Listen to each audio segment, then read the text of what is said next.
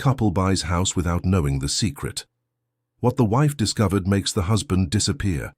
Sarah Williams held the keys to the new house with trembling hands, feeling the weight of 28 years of rent finally ending. The dream of home ownership had become a reality, even though the property needed renovations and had been vacant for years. As she pushed the creaky wooden door, the smell of mold invaded her nostrils. It was then that her eyes fixed on something that made her stop in the middle of the narrow hallway. Behind an old dusty sideboard, a frame was turned against the wall. Without thinking much, she picked up the dusty photo and wiped the glass with her blouse sleeve. The image showed a young man next to a brunette woman and 3 small children. Sarah's heart raced when she recognized the light eyes and the smile she knew so well. "Robert!" she called, but her voice came out too weak. Her husband was in the kitchen checking the pipes when he heard his name being called. He returned to the living room with a smile on his face that vanished the moment he saw what she was holding. The color drained from his face as if he had seen a ghost. "Where did you find that?" he asked, his voice higher than usual. "It was here. Who are these people?" Sarah brought the photo closer to her eyes, studying every detail. "Robert, this man is you. You're much younger, but it's you. I would recognize those eyes anywhere." Robert reached out to take the photo, but she stepped back. He let his arm fall, defeated. "I lived here," he said quietly. "A long time ago, before I met you." "You lived here?" Sarah looked around the room as if seeing everything for the first time. "In this very house? And you never told me?" "I didn't know it was this house," he tried to explain, but the words came out jumbled. "When I saw the listing, the address seemed familiar, but the house looked so different in the photos, I wasn't sure." "You weren't sure?" Sarah felt a pressure in her chest. "And who is this woman? These children?" Before he could answer, a soft knock on the door interrupted them. A white-haired lady peeked through the slightly open entrance. She must have been about 70, with deep wrinkles around her kind eyes. "Excuse me," she said with a smile. "I saw you arriving and came to welcome you. I'm Mrs. Jenkins. I've lived in the house next door for 42 years. Sarah forced a polite smile, but before she could speak, the neighbor looked at Robert and her face lit up with recognition. "Heavens, I can't believe it. Robert Wilson, is that really you after all this time?" Mrs. Jenkins entered the living room familiarly. "How are your children? Emma, Ethan, and what was the youngest name again? It slipped my mind now." The silence that followed was heavy as lead. Sarah slowly turned to her husband, the photo still in her hand. "Children," she repeated, each word coming out slowly. "You have children." Robert opened his mouth, closed it, opened it again. He looked like a fish out of water struggling to breathe. He finally said. "I had a family, but that was over 30 years ago. They left."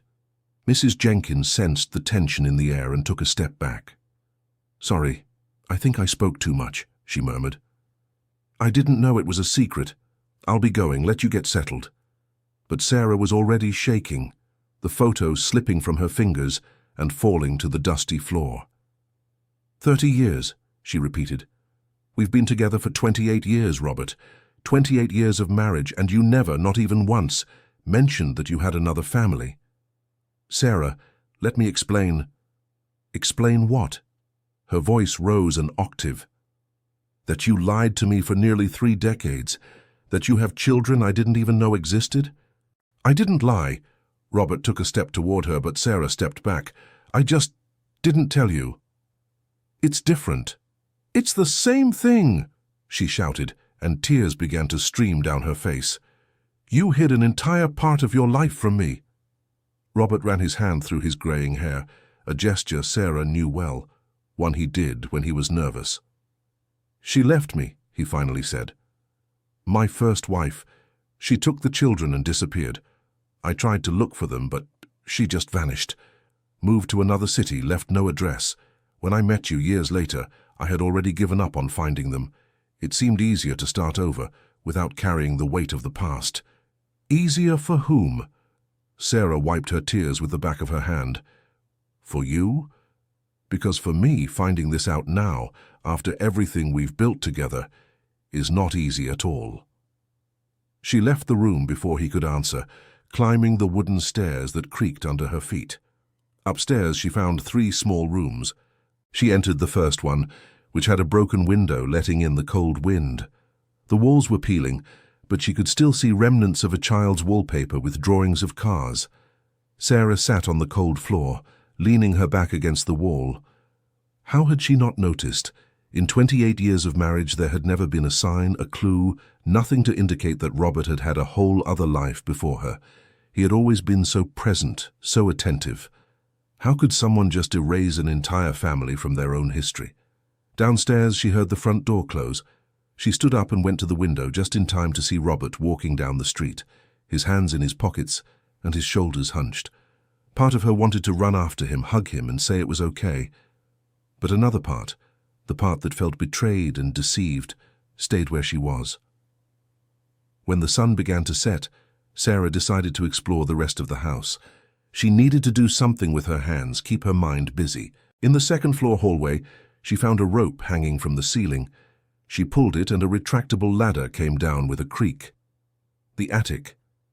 She climbed the steps carefully, using her phone's flashlight to light the way. The space was small and stuffy, full of old boxes and furniture covered in dusty sheets. In the farthest corner, she saw a pile of envelopes, yellowed with age. She carefully picked up the first envelope. The paper was fragile, threatening to crumble between her fingers. The sender read Emma Wilson, and the recipient was Robert Wilson at this same address. But the envelope had a red stamp. Return to sender. Address unknown. Sarah opened the envelope with trembling hands. Inside was a handwritten letter in careful script. "Dad, it's been 3 years since you left. Mom says you're building a new life, but I don't understand why that new life can't include us. I finished school with the best grades in my class. I wish you had been there to see me receive the certificate. Your old address doesn't work anymore, so I'm sending this letter to the old house, hoping someone knows where you are. Please reply. Emma." Tears streamed down Sarah's face again, but this time they weren't from anger. They were from pain for that girl who just wanted her father back. She picked up another envelope. Same sender, same recipient, same red stamp. The date was 6 years after the first letter. "Dad, I know you'll probably never read this, but I have to try. I got married last month. It was a small ceremony, just family and close friends. I saved an empty chair for you in the front row. Mom cried when she saw it. She said it was silly of me that you had moved on and forgotten about us. But I can't believe that. The father I remember wasn't capable of just disappearing without a reason. Something must have happened. If you're reading this, please look for me, Emma." Sarah ran her hand over the envelopes. There were at least 20 of them, all with the same red stamp, all returned, all unread. She opened a few more. One was from Ethan, the middle child, telling about passing the engineering entrance exam. Another was from Nathan, the youngest, saying he had started playing guitar and would like to play for his father someday. At the bottom of the pile, she found more recent envelopes. One of them had a postmark from just 2 years ago. Sarah opened it with her heart racing. "Dad, this is my last attempt. I promised myself that if you didn't respond this time, I would stop looking. It's not healthy to live stuck in the past, at least. That's what my therapist says. But I need you to know that I forgive you. I don't know what happened, I don't know why you left, but I choose to forgive. Because holding on to this grudge is only hurting me. If you ever change your mind, if you want to meet your grandchildren, my number is on the back of this letter. Emma." Sarah turned the letter over and noted the number in her phone. Her hands were shaking so much she almost dropped the device. Should she call? Did Robert have the right to know that his children had spent years trying to find him? But at the same time, why had he never told her any of this? She went down from the attic with the pile of letters in her arms. In the living room, she put everything on the old table that came with the house. The photo she had found earlier was still on the floor. She picked it up and placed it next to the letters. The front door opened and Robert came in. He stopped when he saw the expression on Sarah's face. "I found the letters," she said, her voice surprisingly calm. "All the letters your children sent over the years, all returned." Robert looked at the table and turned pale. I never received those letters, he said quickly. You have to believe me, Sarah. I never knew they were trying to get in touch. How did you never receive them? She pointed to the envelopes. They're all addressed to you, to this address. Because I moved from here, he explained, sitting heavily in an old chair that groaned under his weight. When Jennifer took the children, I stayed here for another 6 months, but living in this house, seeing their toys, the empty rooms, it was too much. So I rented the property to a family and left. I never came back. And the tenants, did they never notify you about the letters? If they did, I don't remember. Robert rubbed his tired face. Sarah, after Jennifer left, I went into a very dark spiral. Drank too much, couldn't hold down a job. I spent years like that, only getting better when I met you. You saved me, gave me a reason to live again. Sarah felt her heart tighten, but she didn't let compassion win yet. And your wife, Jennifer? What exactly happened? Robert took a deep breath before speaking. I lost my job, he began. I worked at a metalworking factory that closed down. I spent months looking for something else, but nothing came up. The bills started piling up. There was less food on the table. Emma was 8, Ethan was 6, and Nathan was 4. I saw the disappointment in their eyes every time I came home with no news. He stopped, wiping his eyes with the back of his hand. Jennifer put up with it as long as she could, but one day she simply said she couldn't take it anymore. She took the children and went to her parents' house in another town. She said when I got back on my feet, she would return. But I never managed to. The more time passed, the more ashamed I became. How could I look for her if I had nothing to offer? So you just gave up? Sarah asked, incredulous. I did worse than that, Robert admitted, his voice breaking. I changed my name. The silence that followed was absolute. Sarah felt as if the floor had disappeared beneath her feet. You did what? My birth name is Robert James Wilson, he explained. When I decided to start over about 25 years ago, I got new documents using just Robert Wilson. It was easier than I thought. And that way, if Jennifer or the children came looking for me, they wouldn't find me. But why? Sarah was standing now, pacing back and forth. Why would you do that? Because I was a coward, Robert said, his voice heavy with remorse. Because it was easier to run away and pretend that life never existed than to face my failure as a father and husband. Sarah stopped pacing and looked at the man with whom she had shared nearly 3 decades of her life. Suddenly, he seemed like a stranger. And what about me? She asked softly. Was our marriage just a way for you to escape your past? No. Robert quickly stood up. Sarah, you were the best thing that ever happened to me. When I met you, I finally had the chance to be the person I always wanted to be. Without the weight of failure, without the guilt. You made me believe I deserved to be happy. But you didn't deserve it, Sarah said, and the words came out harsher than she intended. Not while your children were out there looking for you, writing letters you never read. Dear listener, if you're enjoying the story, please take a moment to like and especially subscribe to the channel. It really helps us who are just starting out. Now, continuing. Robert fell to his knees, and for the first time in all the years they had been together, Sarah saw him truly cry. They weren't silent tears, but deep sobs that shook his entire body. I know, he said between sobs. I know I didn't deserve it, and that's why I never told you. Because if you knew the kind of person I really was, you would never have stayed with me. Sarah wanted to comfort him, but her own emotions were too conflicted. She picked up the letters from the table. I'm going out for a bit, she announced. I need time to think. Where are you going? Robert asked, still on his knees. I don't know yet, she replied honestly, but I can't stay here right now. Sarah left the house carrying the letters and the photo. The fresh night air helped clear her thoughts. She walked aimlessly until she saw Mrs. Jenkins on the porch of the next house, watering her plants even in the dark. Sorry to bother you, Sarah began. But could you tell me about Robert's first wife? Jennifer, was that her name? Mrs. Jenkins set the watering can aside and motioned for Sarah to sit in a rocking chair. Jennifer was a good woman, Mrs. Jenkins began. Hard-working, dedicated to her children. But things got very tough after Robert lost his job. I saw her leaving early to work in people's homes, coming back late at night exhausted, and Robert, he lost his way. Do you know why she left? She had no choice, Mrs. Jenkins sighed. Robert started drinking heavily. He wasn't violent, thank God, but he would stay locked in his room for days without speaking to anyone. Jennifer tried to help, but she was sinking too.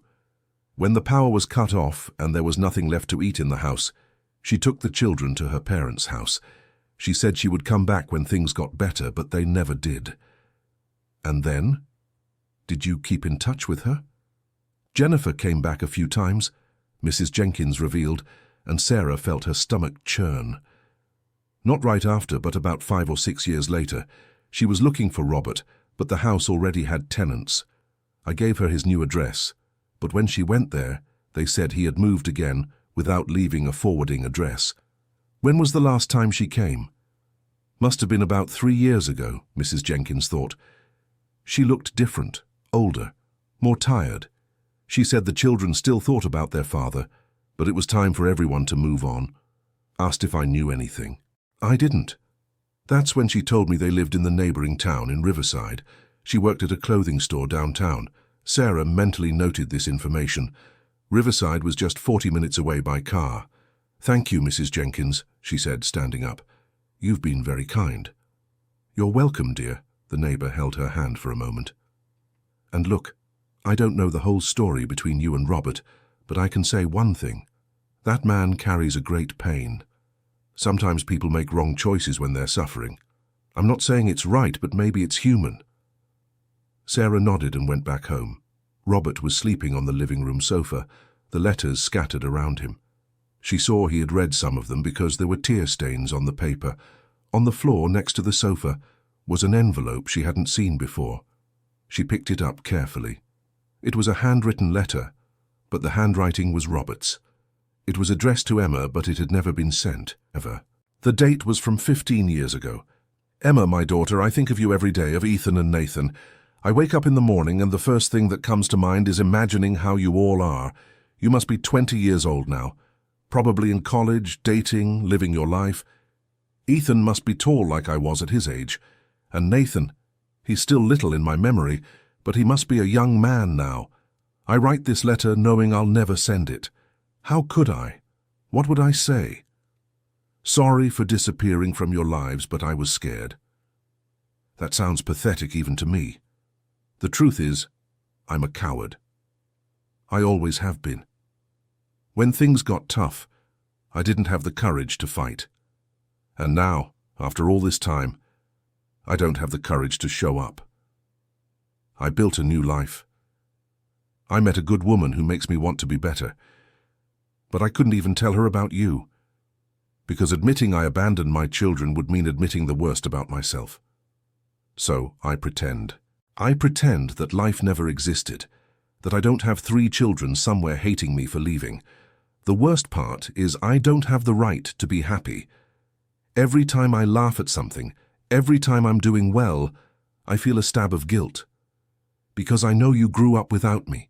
Every birthday, every Christmas, every graduation, I should have been there.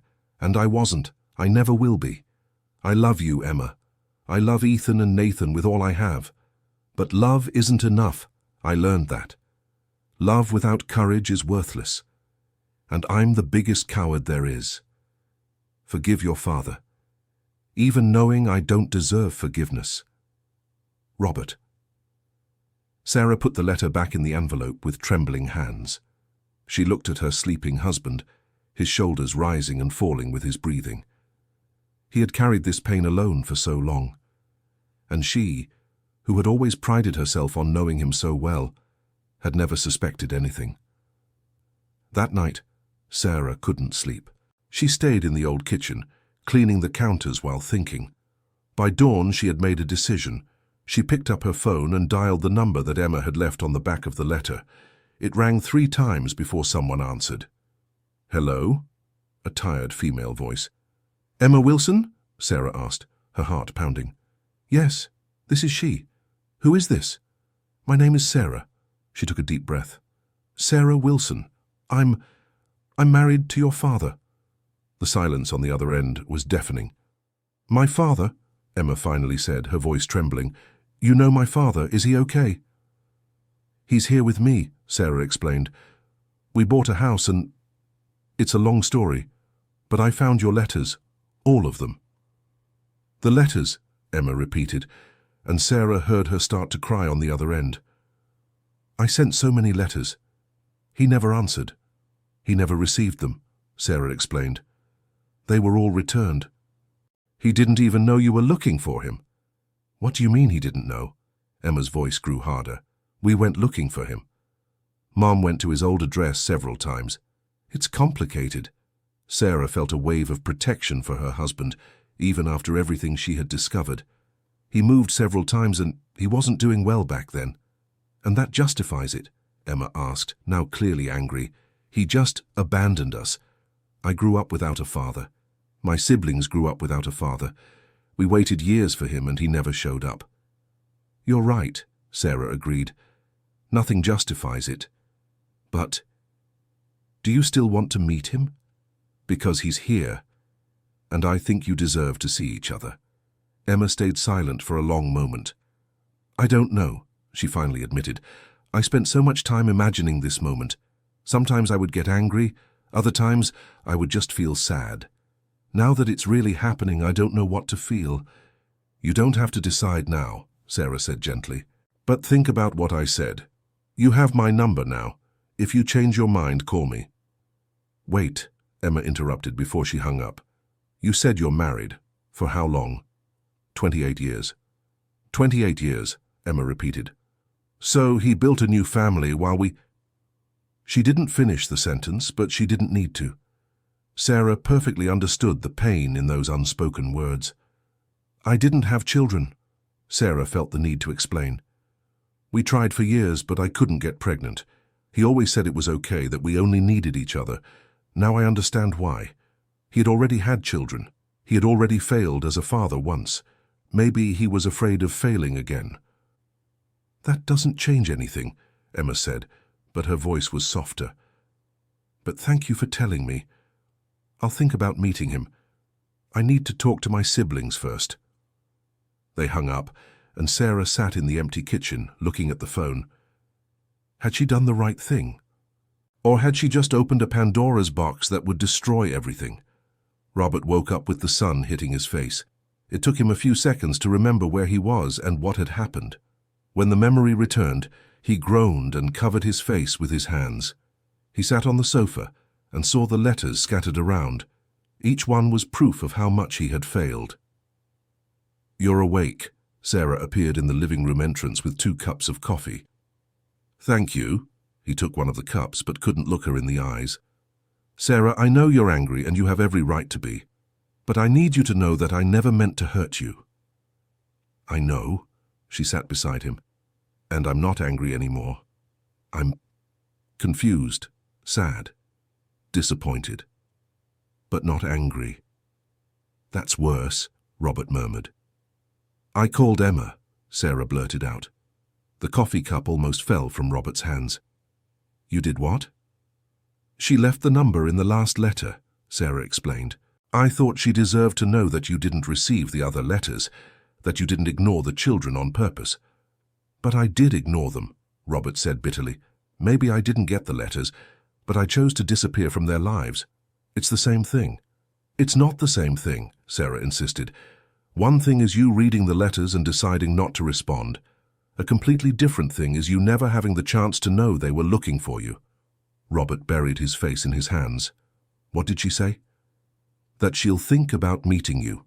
That she needs to talk to her siblings first. She has every right to hate me. She does, Sarah agreed. But hate and love can coexist. I learned that in the last few hours. Robert looked at her surprised. Do you still love me, after everything you found out? I don't know, Sarah answered honestly. Part of me loves you. The part that met the kind, hard-working and dedicated man you were with me all these years. But another part of me is getting to know a stranger, a man who ran away from his own family and changed his name so he wouldn't be found. I'm so sorry, was all Robert could say. I know, but apologies don't change the past. They sat in silence, each lost in their own thoughts. It was Sarah who broke the silence first. "I'm going to keep exploring the house," she announced. "There's a lot of work ahead, if we're going to live here." "If we're going to live here?" Robert repeated. "Are you thinking about leaving?" "I don't know what I'm thinking yet," Sarah admitted. "But for now, let's clean this house. Occupational therapy, you know." Robert nodded and stood up. He spent the rest of the morning tearing off the old wallpaper from the bedrooms.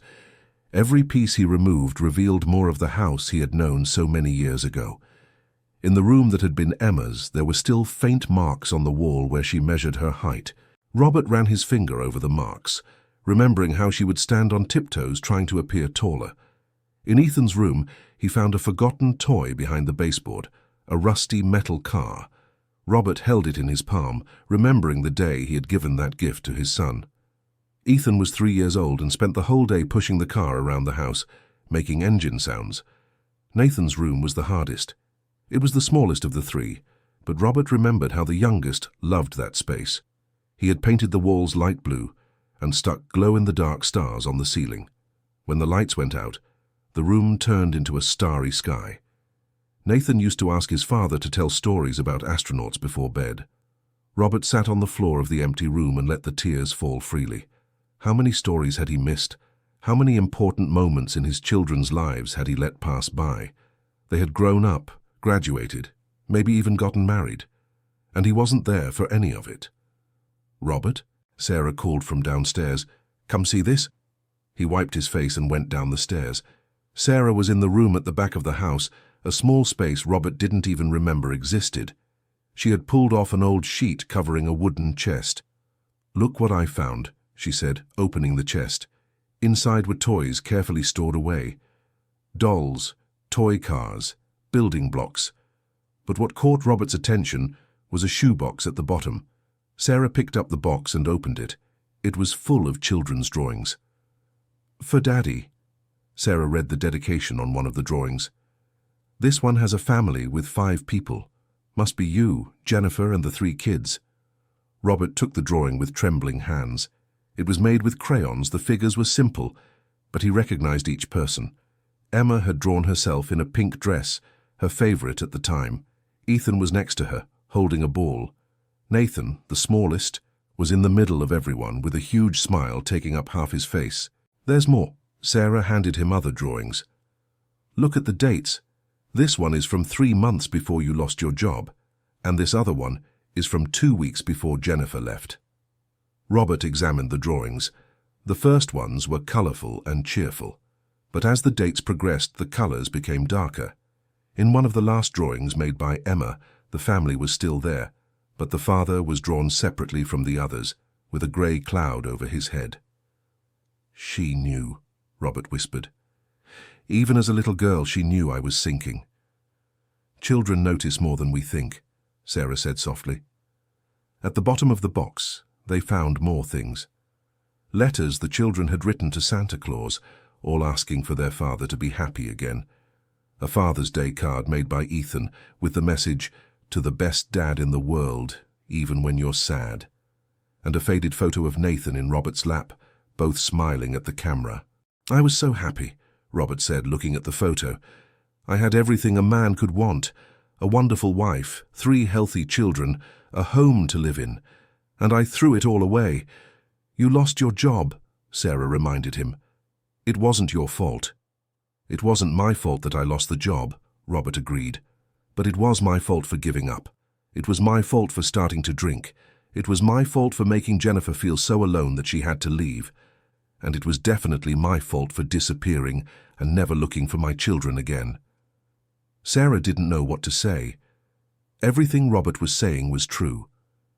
She put her hand on his shoulder, a small but meaningful gesture. They still had a lot to talk about, many issues to resolve, but at that moment just being there together was enough. Sarah's phone rang. It was Emma. "Hello?"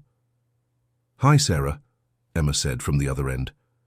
"I talked to my siblings. They want to meet our father, or at least see how he is, but there are some conditions. Go ahead. First, we want to do this on neutral ground. Not at his house, not at our house, somewhere public. Second, our mother needs to be there. She deserves to hear what he has to say. And third, if at any point we want to leave, we will. No arguments, no drama. That sounds fair, Sarah agreed. When and where? There's a square in the center of Riverside, Town Square, tomorrow at 2 in the afternoon. If he agrees, we'll be there. He will agree, Sarah stated, even though she wasn't sure. Thank you for giving him this chance, Emma. I'm not doing this for him, Emma replied. I'm doing it for myself. I need answers. I need to close this chapter. When Sarah hung up, Robert was looking at her with wide eyes. They want to see me?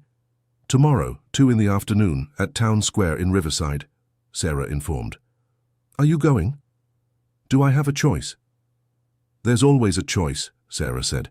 You can choose to go and face your past, or you can choose to run away again. But if you choose to run away this time, I won't be here when you come back. Robert swallowed hard. It was an ultimatum. He knew Sarah well enough to know she wasn't bluffing.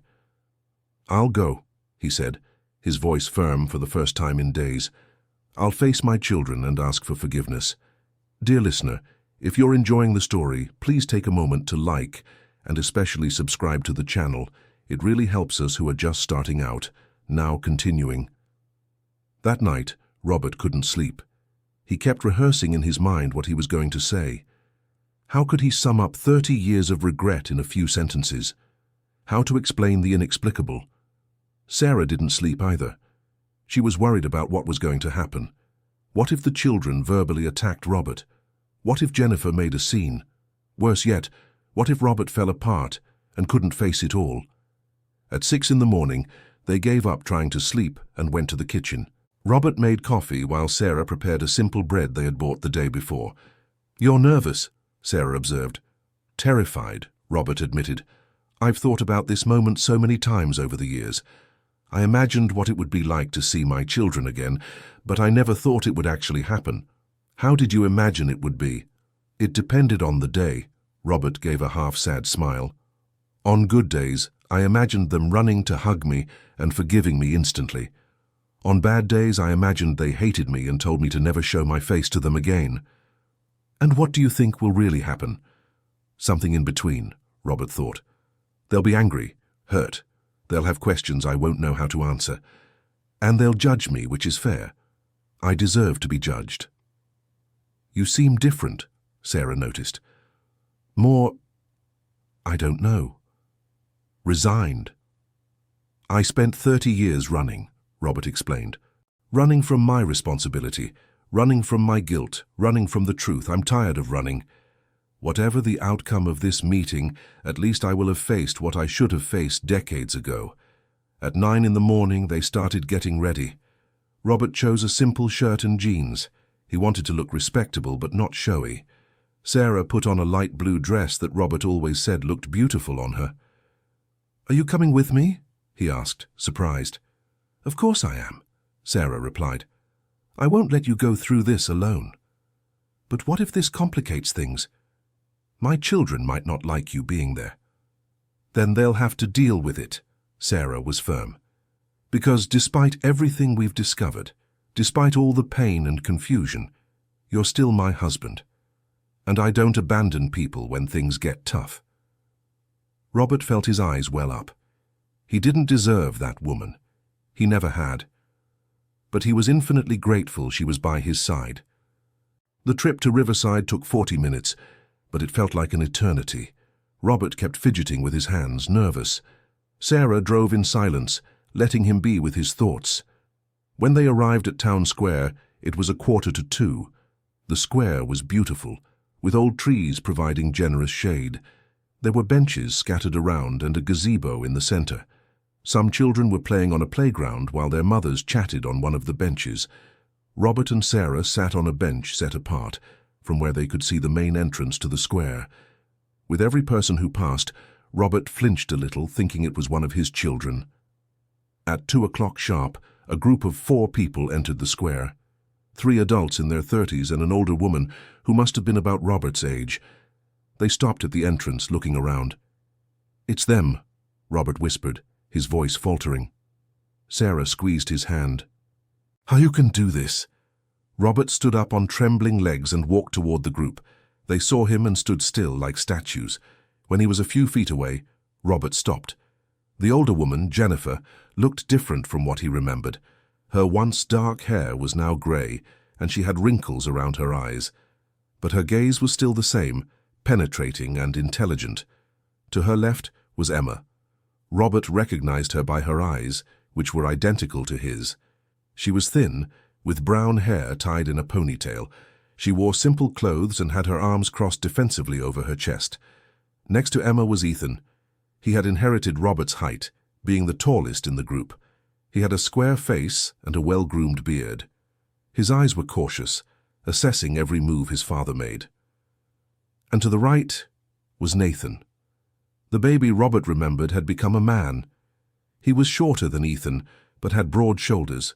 He wore a t-shirt with a band logo and had several tattoos on his arms. "Hi," Robert said, and his voice came out as a croak. No one answered. The silence stretched for long seconds until Emma finally spoke.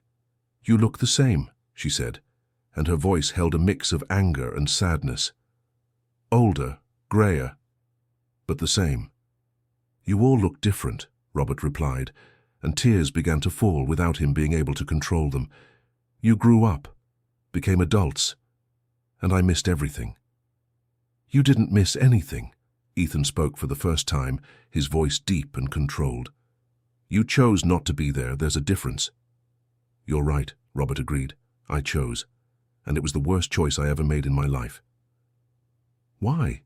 It was Nathan's turn to ask. "Weren't we enough? Didn't you love us?" "I did love you," Robert exclaimed, taking a step forward. They instinctively stepped back, and he stopped. "Sorry. I loved you more than anything. Loved you so much it hurt." "Then why did you leave?" Emma had tears streaming down her face now. "Why did you never look for us?" "Because I failed," Robert admitted. "I lost my job and couldn't find another one. I saw you all struggling because of me, your mother working until she couldn't take it anymore just to put food on the table. And I couldn't do anything. I felt like the worst father in the world."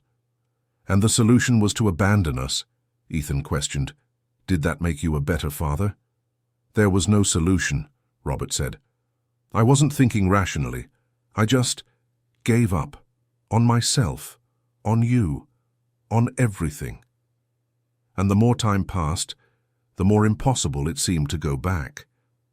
Jennifer, who had remained silent until then, finally spoke. "You changed your name," she said, and her voice was filled with hurt. "I found out years later. You changed your name so we wouldn't find you. It was the worst thing I did." Robert lowered his head. "Even worse than leaving. Because leaving was a decision made in desperation. But changing my name was premeditated. It was me actively trying to erase you from my life." "And did you succeed?" Emma asked. "Did you manage to erase us?" "No." Robert looked at her. "Not a single day. I thought of you every morning when I woke up and every night before going to sleep.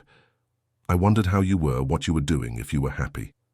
"But not enough to look for us," Nathan said bitterly. "You have every right to be angry," Robert agreed. "You have every right to hate me. I hate myself for what I did." "I don't hate you," Emma said, and everyone looked at her surprised. "I wanted to hate you. God knows I tried. But I just feel empty, as if a part of me has been missing all these years." "I'm sorry," Robert said, and the words seemed completely inadequate. "I know apologies don't change anything, but I'm sorry for everything." Ethan stepped forward, and for a moment Robert thought he was going to hit him. But Ethan just stood there looking into his father's eyes. "I studied engineering," he said. "I graduated with honors. I work at a big company, make good money. When I received my diploma, I looked at the audience and searched for you. I knew you wouldn't be there, but I looked anyway." "I should have been there," Robert said. "I got married 5 years ago," Ethan continued.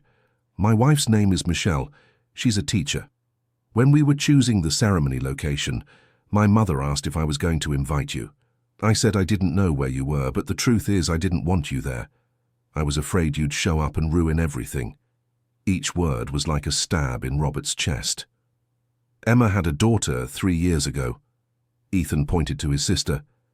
Lily. She has hearing problems, wears a hearing aid. She's a beautiful, smart girl, and she asks about her grandma every week, but she never asks about her grandpa, because she doesn't even know she has one. I have a granddaughter, Robert whispered, more to himself than to the others. You have too, Nathan revealed. I'm a father too. My son Mason is 1.5 years old. He's the most amazing thing that's ever happened to me. And you know what I think every time I look at him? That I could never, under any circumstances, abandon him, no matter how difficult things get. Because he's my son. And you protect your son. You don't run away from him. Robert fell to his knees right there, in the middle of the town square. He was sobbing so loudly that people around started looking. I know, he managed to say between sobs. I know I failed. I know I'll never be able to make up for the years I lost. But if you give me a chance, just one chance, I swear I'll try to be the father I should have been, and the grandfather your children deserve. Sarah, who had stayed back until then, approached and helped Robert get up. She supported him as he tried to regain his composure. And who are you? Jennifer asked, looking at Sarah. My name is Sarah, she introduced herself. I've been married to Robert for 28 years. 28 years, Jennifer repeated. So you were with him all this time. Did you know about us? No, Sarah answered honestly. I found out 2 days ago, when we bought the house. You bought the house? Emma seemed surprised. Our old house. We didn't know it was your house, Sarah explained. It was a coincidence. There's no such thing as coincidence, Jennifer said. That was the universe forcing the truth to come out. Nathan, who had stayed back, finally approached. You used to play guitar, he said to Robert. I vaguely remember. You'd play and sing for us before bed. Robert nodded, surprised Nathan remembered. Do you remember the song? Some parts, Nathan admitted. I spent years trying to find that song, but I never could. Until I realized you had made it up. It was just ours. It was, Robert confirmed. I made it up for you 3. Each verse was about one of you. Do you still remember? Nathan asked, and for the first time his voice held a note of hope. Every word, Robert said. Then sing. Robert looked around. They were in the middle of a public square, with people watching them. But in that moment none of it mattered. He closed his eyes and began to sing, his voice trembling but firm. Emma, my star, shines so bright in the sky, lights the way when everything is dark. Ethan, my warrior, strong as the midday sun, protects those he loves with all his heart. Nathan, my artist, paints the world with colors only you see, brings beauty to forgotten places. When he finished, there were tears in everyone's eyes, including the people watching from a distance. Nathan covered his face with his hands, his shoulders shaking with silent sobs. Emma was the first to move. She took 2 hesitant steps toward her father and stopped. Robert didn't move, waiting. She took another step, then another until she was right in front of him. And then, surprising everyone, including herself, she threw herself into his arms and began to cry. I missed you so much, she said against his chest. I pretended I didn't, pretended I was fine without you. But I missed you every single day. Robert held her as if he were holding the most precious thing in the world, because he was. I missed you too, he whispered into her hair. All of you. Ethan was next. He approached more slowly, more cautious. When he got close, he extended his hand. Robert looked at the offered hand, and instead of shaking it, pulled his son into a hug. Ethan resisted for a second, before relaxing and returning the embrace. You have a lot to make up for, Ethan said into his father's ear, and I won't make it easy. I don't expect you to, Robert replied. I just hope you'll give me a chance. Nathan was the last. He stood there, watching his father hugging his siblings. Sarah could see the conflict on his face, the internal battle between the desire to have his father back and the hurt of having been abandoned. Jennifer approached him and whispered something in his ear. Nathan nodded slowly and stepped forward. He didn't hug his father immediately. Instead, he stood looking at him, studying every detail of his face. You taught me how to ride a bike, Nathan said finally. I was 4. You ran beside me until I got the hang of it, and then you let go. I rode by myself for the first time, and when I looked back, you were smiling with pride. It was one of the best days of my life." "I remember," Robert said, his voice breaking. "You were wearing that red t-shirt of your favorite superhero." "You remember," Nathan repeated, as if he couldn't believe it. "I remember everything," Robert assured. "Every moment, every laugh, every hug.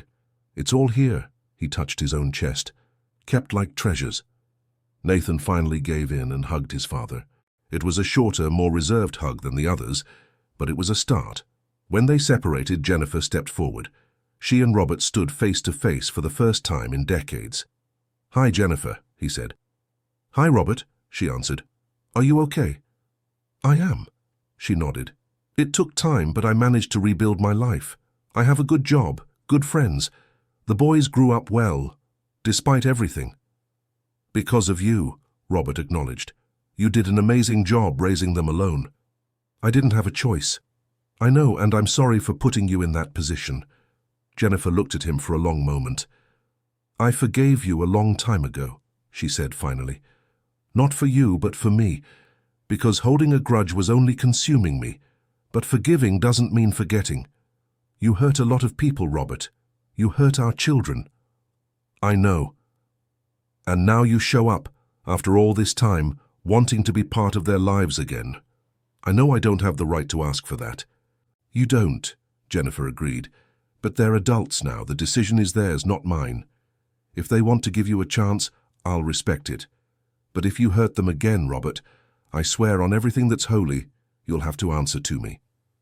"Understood." Jennifer nodded and walked away. Emma approached Sarah.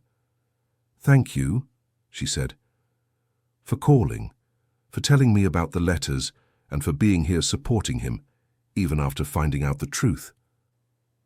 "No need to thank me," Sarah replied. "I'm also trying to make sense of all this."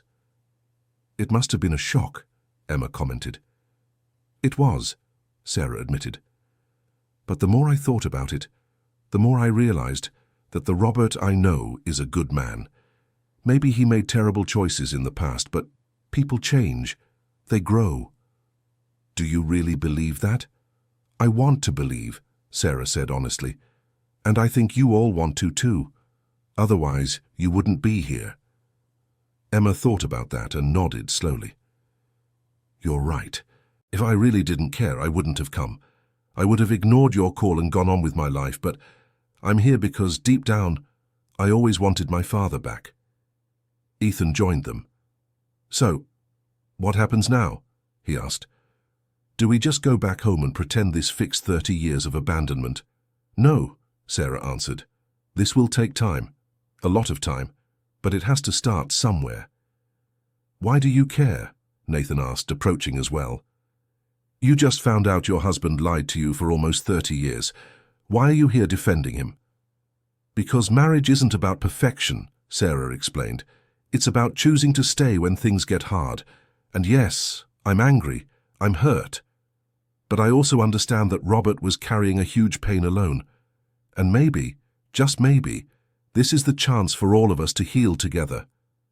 Dear listener, if you're enjoying the story, please take a moment to like and especially subscribe to the channel. It really helps us who are just starting out. Now continuing. Robert had stepped away to give Sarah space to talk with his children. He was sitting on the bandstand, head down. Jennifer approached and sat beside him. "She seems like a good person," Jennifer commented, looking towards Sarah. "She's the best," Robert agreed. "I don't deserve her." "Probably not," Jennifer said bluntly. "But she chose to stay. That says a lot about her character."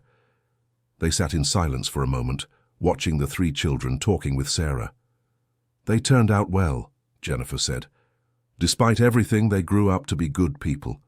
Emma is a special needs teacher. Ethan is an engineer and does volunteer work teaching math in underserved communities. Nathan is an artist. He paints murals around the city. They all have their own lives, their own families." "You did an incredible job," Robert said sincerely. "I did what I had to do," Jennifer replied.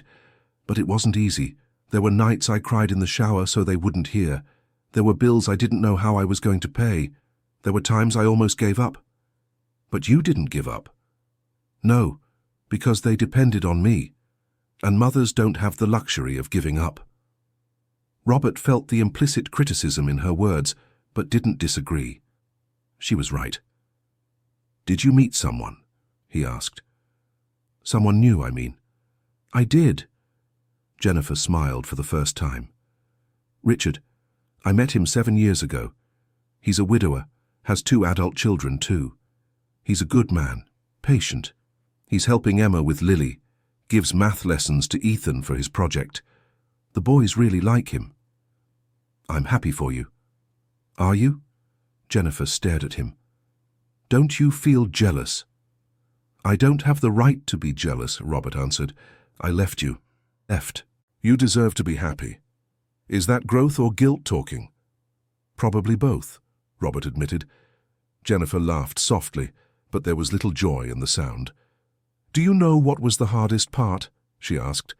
"It wasn't raising 3 children alone. It wasn't working 2 jobs to pay the bills. It was seeing our children asking about you and not knowing what to answer. Emma spent years thinking she had done something wrong, that it was her fault you left." Robert closed his eyes. The pain from those words was physical.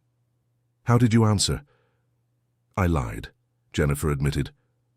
"Said you were working far away, that you'd come back when you could. Later, when it became obvious you weren't coming back, I said you had gone to find a better life to give to them, that you loved them but needed to be away. Anything to protect them from the truth that their father simply didn't want to be a father anymore."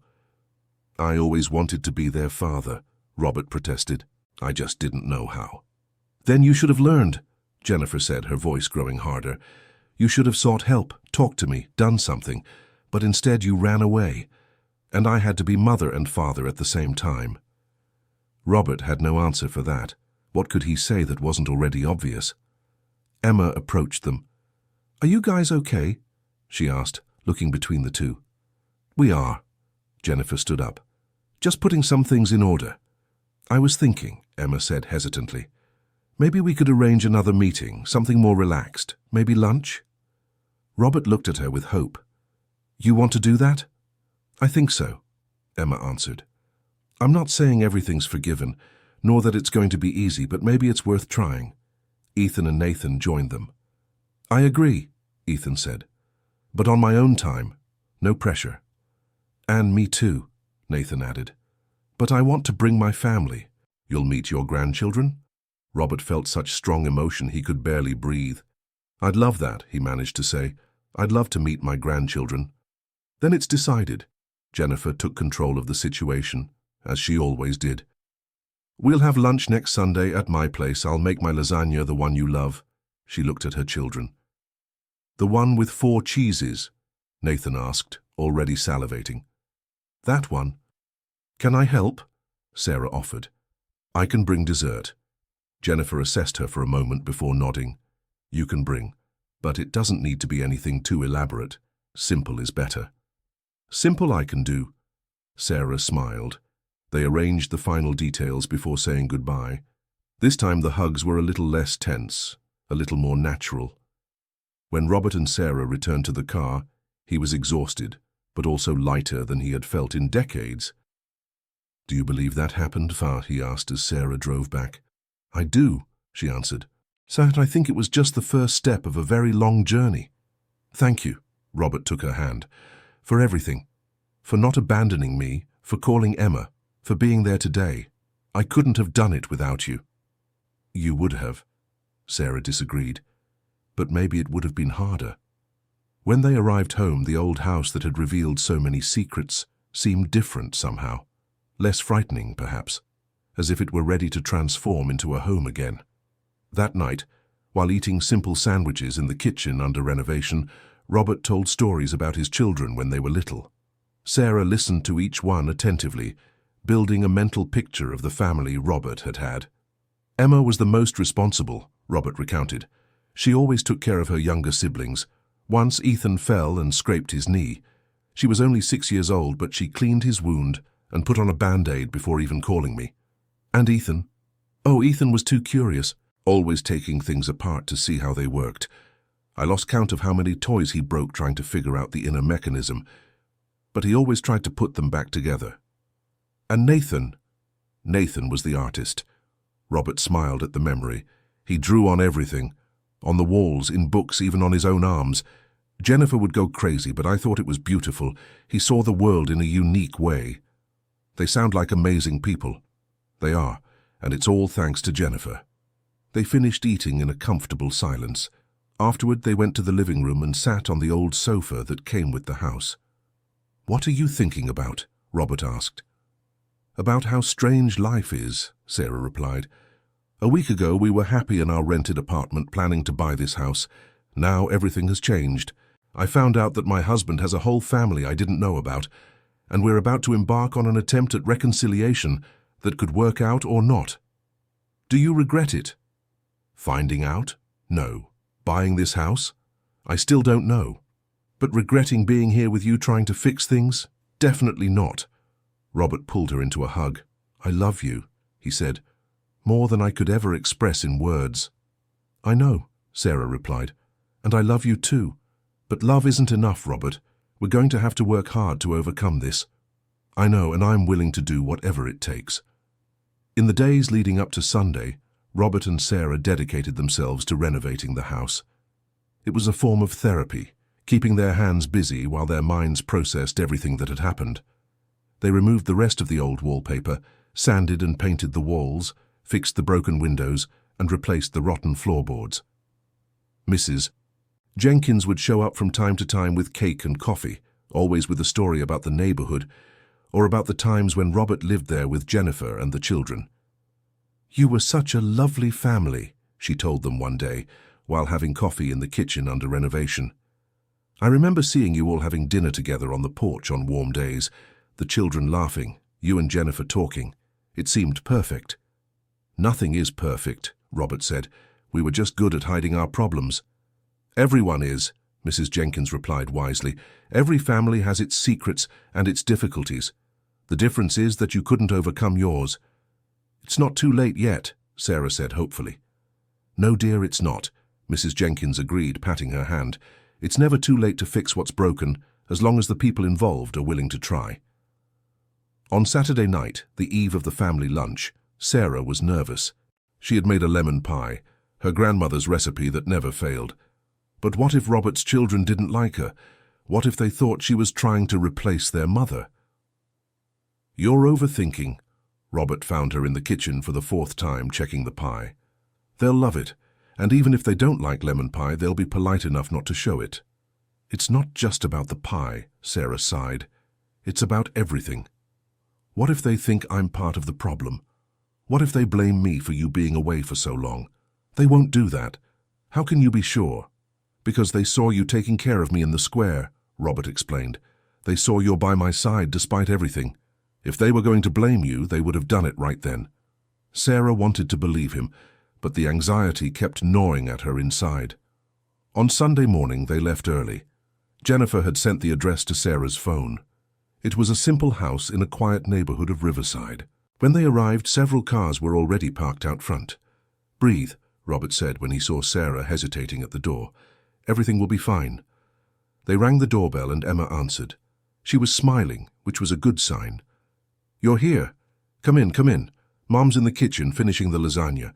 Ethan and Michelle are in the living room with the kids. And Nathan arrived just a few minutes ago with Amanda and Mason." The house was cozy, with family photos everywhere. Sarah noticed Robert stopping to look at some of them. They were pictures of the children growing up, graduations, weddings, the grandchildren, a visual timeline of everything he had missed. In the living room, Ethan was sitting on the couch next to a pretty woman with curly hair who must have been Michelle. On the floor, playing with building blocks, was a girl about 3 years old. "Lily, come here," Emma called her daughter. "Come meet your grandpa." The girl stood up and ran to her mother but stopped when she saw Robert and Sarah. She wore pink hearing aids in both ears and looked at them with curiosity.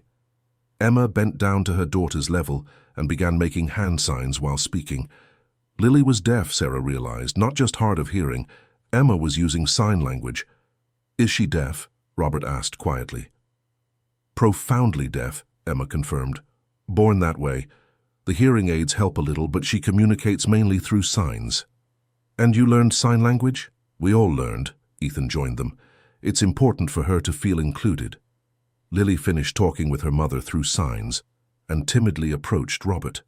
She studied him for a moment before making some signs. She wants to know who you are, Emma translated.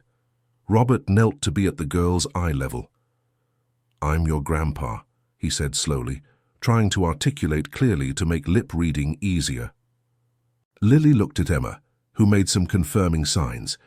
The girl thought for a moment before quickly hugging Robert and running back to her blocks.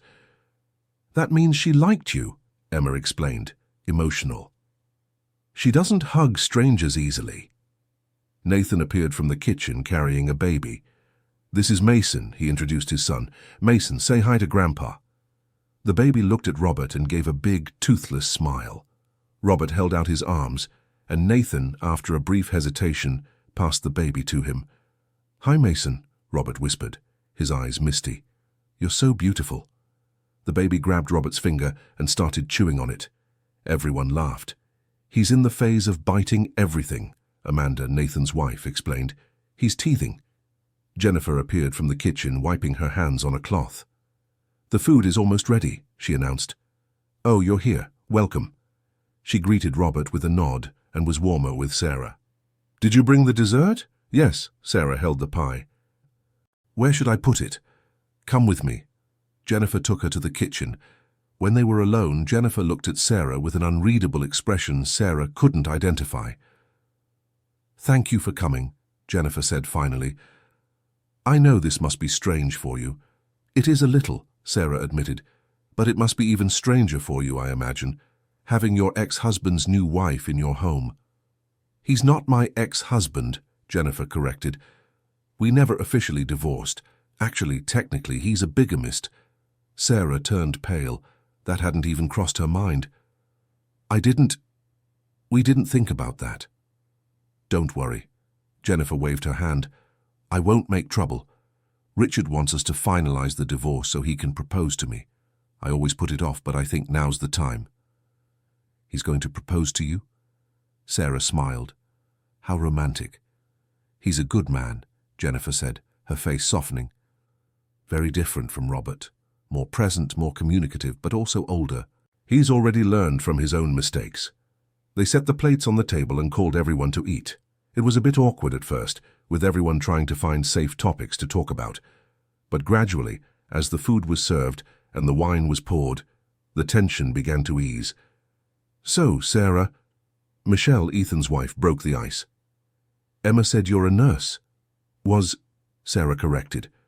I retired 2 years ago. I worked 40 years in a hospital. You must have seen a lot. I have, Sarah agreed. Births, farewells, miracles, tragedies. An entire life passes through a hospital. And how did you and Dad meet? Emma asked, using Dad for the first time since their reunion. Robert and Sarah exchanged a look. It was in a hospital, actually, Robert told. I had broken my arm at work, right when I was trying to rebuild my life. Sarah was my nurse. She is so kind and caring. She would joke to distract me while changing the bandages. And I thought he was funny, Sarah continued. Even in pain, he tried to make others laugh. He had a contagious optimism. Optimism, Ethan repeated, and there was a hint of bitterness in his voice. Interesting. The mood grew tense again. Jennifer shot a warning look at her son. Ethan, not now, not here. When will be the time and place, Mom? Ethan put down his fork. He disappeared from our lives, built a new family, and now we have to pretend everything's fine? No one's pretending everything's fine, Robert said calmly, and you have every right to be angry. Angry? Ethan let out a humorless laugh. I'm beyond angry. I don't even know what I am. Confused, hurt, betrayed. Ethan, please. Emma tried to intervene. No, let him speak. Robert interrupted her. He needs to get this out. Ethan stood up and started pacing back and forth. Do you have any idea what it was like growing up without a father? Going to school and seeing all my classmates with their dads? Father's Day was always a nightmare. The teachers tried to be sensitive, but it only made everything worse. I had to make cards for Mum, pretending it didn't make a difference. "I'm sorry," Robert said, his voice breaking. "Apologies don't change anything," Ethan exploded. "They don't give me back the years I lost. They don't put you in the stands at my soccer games. They don't make you be there when I got my first rejection from a girl. You weren't there, Dad, for anything." The silence that followed was heavy. Lily, frightened by her uncle's raised voice, started to cry. Emma picked her up and tried to calm her. "You're right," Robert finally said. "About everything, I wasn't there, and nothing I do now will change that. But I'm here now, trying. And I understand if it's not enough." Ethan took a few deep breaths, trying to calm down. "I'm sorry," he said to everyone at the table. "I didn't mean to ruin lunch." "You didn't ruin anything," Jennifer said firmly. "You said what you needed to say, and it was necessary." Michelle stood up and hugged her husband. He clung to her like a lifeline.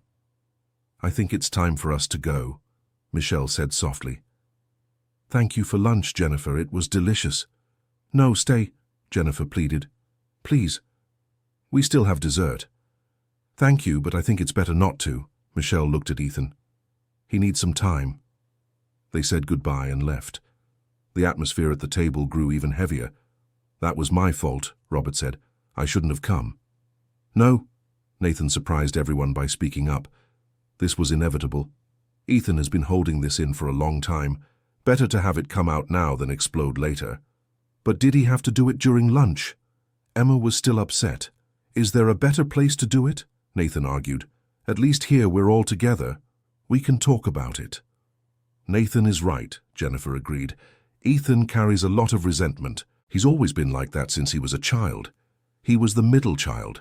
Felt he had to be strong for Emma and Nathan. He never let anyone see he was hurting." "I didn't know," Robert admitted.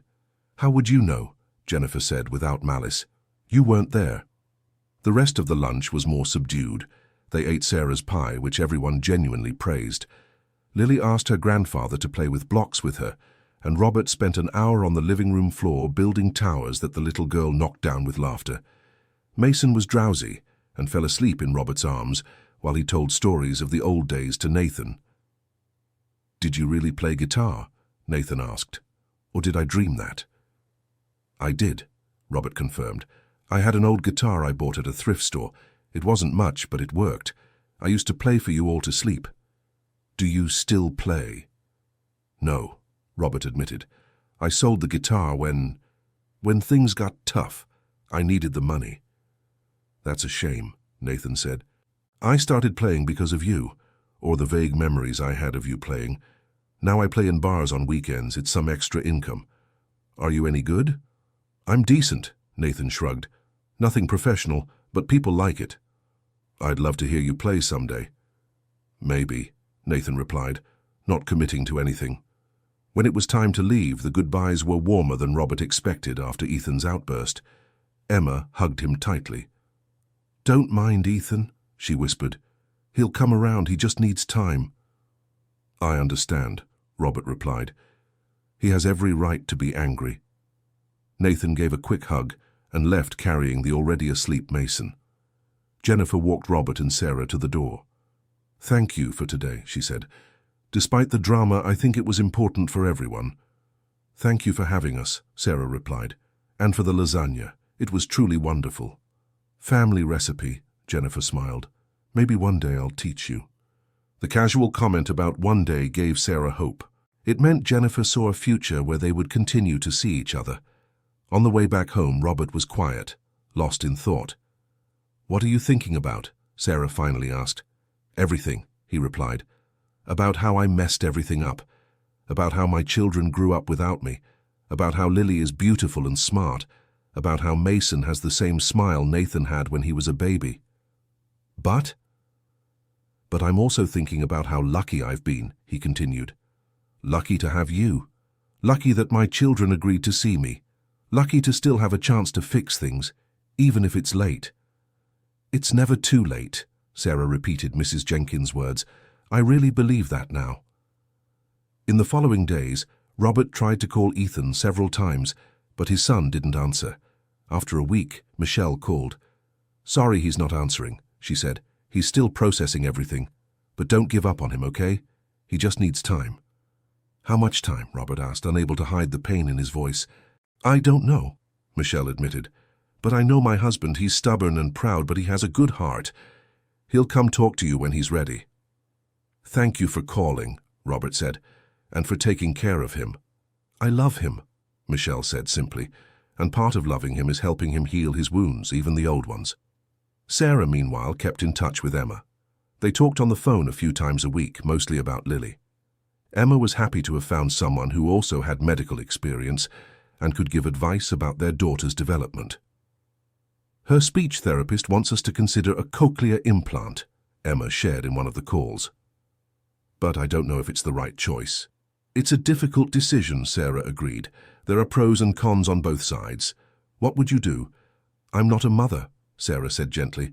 "I can't tell you what to do. But I can tell you that, having worked with many children over the years, what matters most is the love and support they receive. The rest is secondary." "Thank you," Emma said, her voice emotional. "It's good to have someone to talk to about this. Mom is wonderful, but sometimes I need a different perspective." Slowly, very slowly, things began to improve. Nathan started sending pictures of Mason to Robert on WhatsApp. At first they were random photos with no message, but gradually he began adding captions. "Mason ate by himself for the first time today. I think he's going to be left-handed like you." Robert responded to each message with enthusiasm, always careful not to be excessive. He was learning that rebuilding a relationship required patience and respect for everyone's timing. 1 month after the disastrous lunch, the doorbell rang. Robert opened the door and was surprised to see Ethan on the other side. "Can I come in?" Ethan asked. Of course," Robert stepped aside to let him pass. Ethan entered and looked around. The house was very different from how he remembered it. The walls were painted light colors, the floors were new, there was simple but comfortable furniture. "You did a good job with the renovation," he commented.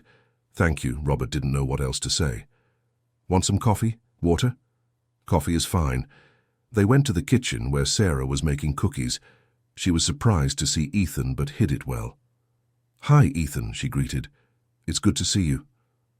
"Hi, Sarah. Sorry for dropping by unannounced." "No need to apologize. This house is always open to you and your siblings." Ethan nodded and accepted the cup of coffee Robert offered him. They sat at the kitchen table and were silent for a moment. "I came to apologize," Ethan finally said, "for my behavior at the lunch. It wasn't fair to anyone, especially my mum, who worked so hard to prepare everything." "You don't need to apologize," Robert replied. "You were right about everything you said." "Maybe, but the way I said it was wrong. Michelle made me see that. She said that carrying anger only hurts me, not you." "She's a wise woman." "Yeah," Ethan smiled for the first time. "She's way better than I deserve." "I'm sure that's not true," Robert said. "From how she defends you and takes care of you, I can see you must be a good husband." "I try," Ethan admitted. "And you know why? Because I saw what lack of effort does. I saw how my mum suffered when you gave up, and I swore I would never do that to the person I love." Robert nodded, swallowing the pain of those words. "I'm glad you learned from my mistakes," he said sincerely. "At least something good came out of all this." Ethan took a sip of coffee. "I want to try," he said. "I don't know if it will work. I don't know if I can completely forgive you, but I want to try to have a relationship with you. Not for the past, but for the future. That's more than I could ask for." Robert felt tears in his eyes. "But it has to be on my terms," Ethan continued, "at my own pace. If I need space, you respect that. If I get angry again, you handle it, and you never ever disappear again." "I promise," Robert said solemnly, "I'll never disappear again, no matter how difficult things get. And one more thing," Ethan added. "You're going to teach me about how you worked at the steel mill. I want to know what it was like, what you did. I want to know this part of you that I never knew." "I'd love to," Robert replied, emotional. "I can tell you all about it." Ethan finished his coffee and stood up. "I need to go. I promised Michelle I'd be home for dinner, but Can we schedule something? Maybe you could come over for dinner next week." "Yes," Robert answered too quickly, then composed himself. Yes, we'd love to, me and Sarah." "Great. Michelle will love that. She's curious to get to know you both better." Ethan headed to the door but stopped and turned around. "Dad." It was the first time he'd called Robert Dad since their reunion. Robert felt his heart race. "Yes? Thank you for coming on Sunday. I know it was hard for you too. And thank you for not giving up on us even when it would have been easier." "I'll never give up on you," Robert promised. "Not again."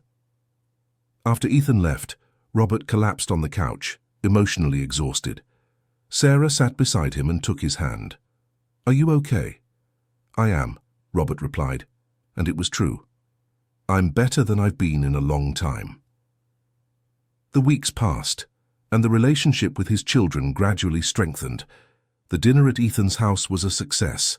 Michelle proved to be a wonderful host, and the conversation flowed naturally. Robert told stories about his days at the steel mill, and Ethan listened with genuine attention. Emma started bringing Lily to visit their house on Saturdays. The girl loved exploring the big backyard, and Robert began learning sign language to communicate better with her. It was difficult, especially at his age, but seeing Lily's face light up when he got the signs right made all the effort worthwhile. Nathan showed up occasionally with Mason. The baby was growing fast and already starting to take his first steps. Robert had the privilege of being there when Mason walked by himself for the first time from the couch to him. "I was waiting for you to be here for this," Nathan admitted. "It seemed important." "Thank you," Robert said, his eyes moist. "Thank you for giving me this chance." Jennifer also became a frequent presence. At first it was just to drop off or pick up the grandchildren, but gradually she started staying a little longer, having coffee, talking. She and Sarah developed an unexpected friendship. "You know I don't hate you, right?" Jennifer said to Sarah one day. "At first I wanted to. It would be easier if you were a terrible person, but you're genuinely good, and I can see you love Robert." "I do," Sarah confirmed. "Even with all the problems, I do." "Take care of him," Jennifer requested. "He's not perfect, far from it, but he's trying, and that counts for something." 3 months after the reunion, Robert received an unexpected call. It was Ethan. "Dad, can you come over to my house?" he asked, and his voice sounded strange. "Of course. Is everything okay?" "It is, just please come. And bring Sarah, too." They arrived at Ethan's house 20 minutes later. Michelle opened the door with red eyes, but she was smiling. "What happened?" Sarah asked, worried. "Come in." Michelle guided them to the living room, where Ethan was sitting with an envelope in his hands. "I received this today," he said, showing the envelope. "It's a letter from the hospital where I was born." Robert was confused. A letter from the hospital? About what? "Remember when I told you I donated blood a few weeks ago?" Ethan continued. "They ran routine tests and found something strange. My blood type doesn't match Mom's." "But you're her son," Robert said, still not understanding. "I am. But the letter explains there was a mix-up at the hospital. Babies switched. It happened more often in the past than people realize." The silence that followed was absolute. "Are you saying that—" "I'm not your biological son," Ethan said, his voice breaking. "The letter came with DNA results. They did a comparison with the records and discovered I was switched in the nursery. My biological parents are other people." Robert felt as if the ground had disappeared beneath his feet. Sarah held firmly onto his arm to keep him standing. "No," Robert said. "No, this can't be right. You're my son. I saw you being born. I held you when you were seconds old." "The baby you held was me," Ethan said, "but the switch happened later in the nursery. The nurse admitted it in her testimony. She mixed up the identification bracelets." "Then where is my son?" Robert asked, his mind unable to process the information. "My biological son. Where is he?" "They're trying to locate him," Ethan explained. "The family that took me home and raised me. I mean the family that took the other baby. They're being contacted too." Michelle began to cry silently. Ethan pulled her into a hug. "I don't know what to do," he admitted. I've spent my whole life being Ethan Wilson, and now I'm told that's not even my real name. Robert sat down heavily in a chair. "This changes nothing," he said, and his voice was firm despite the tears. "Did you hear what I said?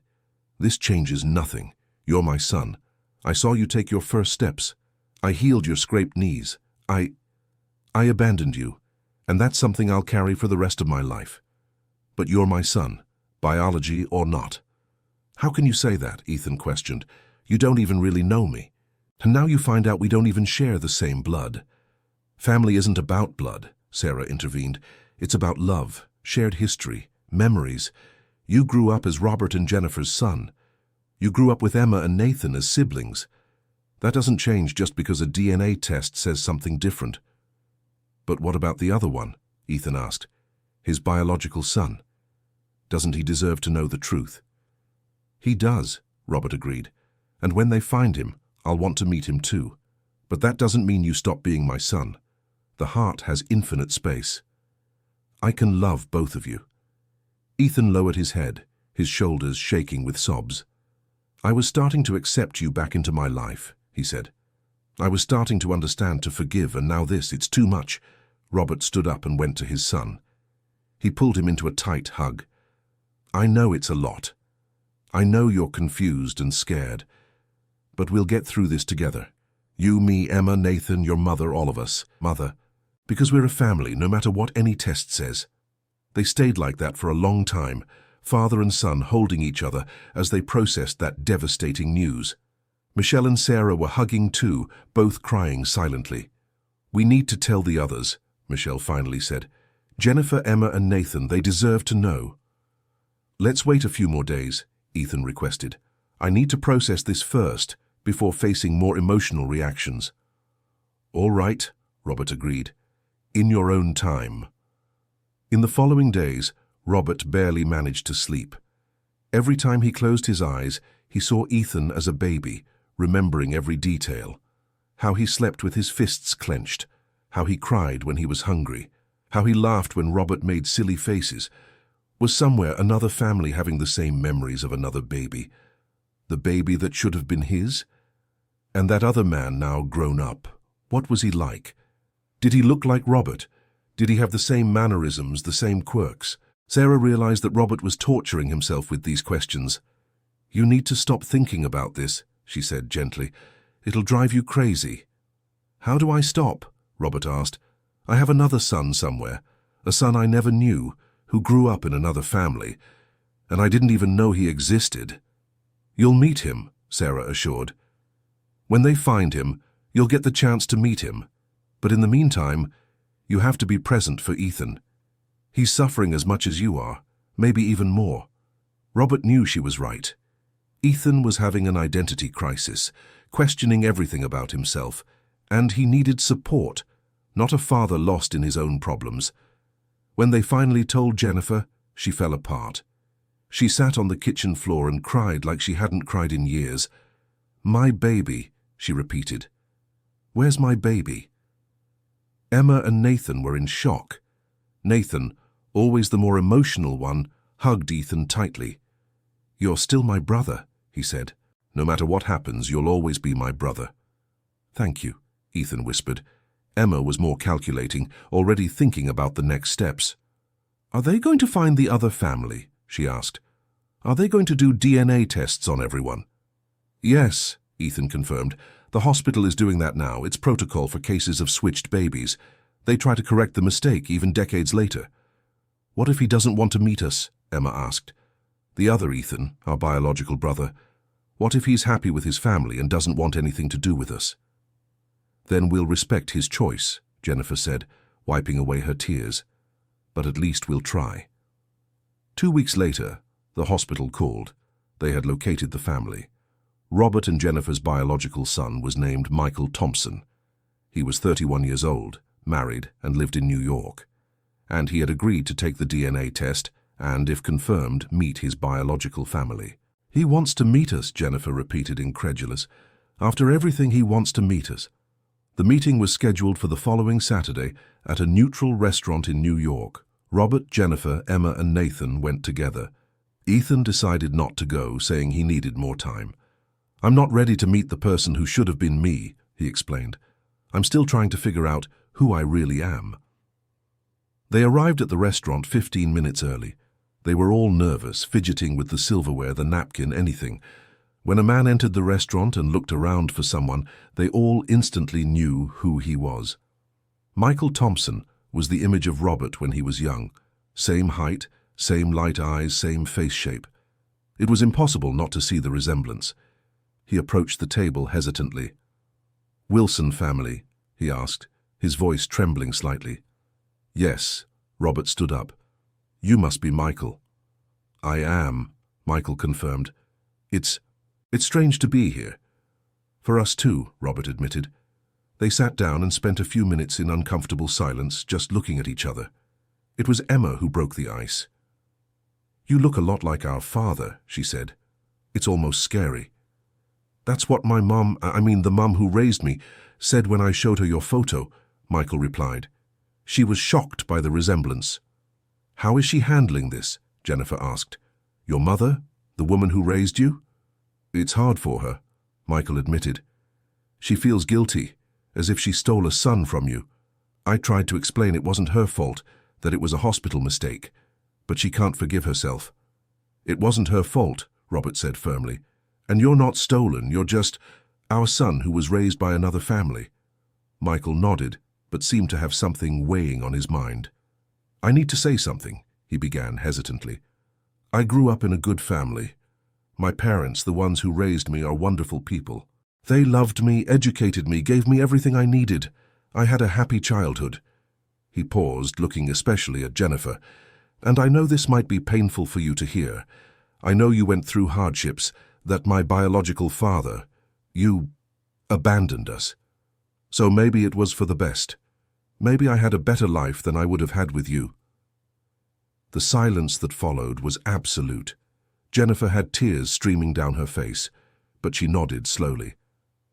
"You're right," she said, her voice breaking. "You probably did, because if you had grown up with us, you would have grown up without a father.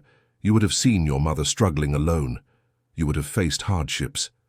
"Mom, no," Emma tried to intervene. "No, Emma. Let me speak." Jennifer wiped her tears. "Michael, I'm happy that you had a good life. Truly. As a mother, even a mother who never knew you, that's all I could wish for. That my son was happy and loved." Robert was looking at Michael with a mix of pride and sadness. "You seem like a good man," he said. "And that's what matters, not how you got there, but who you became." "Thank you," Michael said. "That means a lot. But I also want to make it clear that I'm here because I want to get to know you. Not out of obligation or morbid curiosity, but because you are my biological family, and that means something to me." "It means something to us too," Nathan said, "even if it's strange and confusing." They spent the next few hours talking. Michael told them about his life, his work as a history teacher, his wife, his plans to have children soon. Robert and Jennifer told him about their lives too, about Emma and Nathan, about Lily and Mason. "And there's Ethan," Emma mentioned, "the brother you should have had. He's going through a tough time right now." "I can imagine," Michael said. "Finding out your whole identity is a lie must be devastating." "It's not a lie," Robert corrected. "His identity is real. He was just raised by the wrong family, technically, but he's still Ethan Wilson, still my son." "Sorry, that's not what I meant," Michael apologized. "I know, but it's important that everyone understands this. Ethan doesn't stop being my son because we don't share DNA, just like you don't automatically become my son just because we share DNA. Family is more complicated than biology." Michael nodded, clearly impacted by the words. When the evening came to an end, they said goodbye with hesitant but sincere hugs. Michael promised to keep in touch and maybe introduce his wife at a future meeting. Robert promised to respect his time and not pressure him.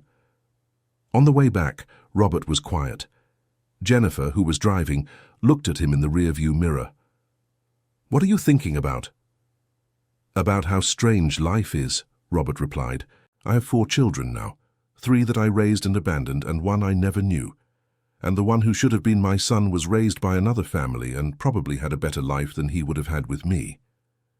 "You don't know that," Emma said from the back seat. "I know he had a present father," Robert argued, "and that's already more than I gave you." "But you're here now," Nathan reminded him. "You're trying to make things right. Is it enough?" "It has to be," Jennifer said, "because it's all we have." When they got back to Riverside, it was late. Robert went straight to Ethan's house, knowing he would be awake waiting for news. Ethan opened the door before Robert even rang the bell. "So?" he asked. "How was it?" "Come, sit down." Robert entered. "I'll tell you everything." They sat in the living room and Robert described every detail of the meeting. How Michael looked like him, how he was polite and kind. He had such a good life. "I'm happy for him," Ethan said when Robert finished, but his voice was flat. "Really? But where does that leave me?" Ethan asked. "He's your biological son, had a good life, is successful, and I'm the... what exactly? The accidental replacement?" "You're nobody's replacement," Robert said firmly. "You're Ethan, and you're my son, period. Even though I'm not your blood son." "Especially because you're not my blood son," Robert replied. "Because that proves what connects us isn't DNA, it's love and history. I held you as a baby, taught you to walk, read you bedtime stories. Those memories are real, regardless of any test." Ethan had tears in his eyes. "I want to believe that," he admitted, "but it's hard. Because now every time I look in the mirror, I wonder, who am I really? Am I Ethan Wilson, or am I whoever I was supposed to be?" "You're whoever you choose to be," Robert said. "You can keep your name, your identity, or you can look for your biological family and discover your roots. There's no wrong answer here." "And if I choose to look for my biological family," Ethan asked, "will you be hurt?" "I'll be sad," Robert admitted honestly.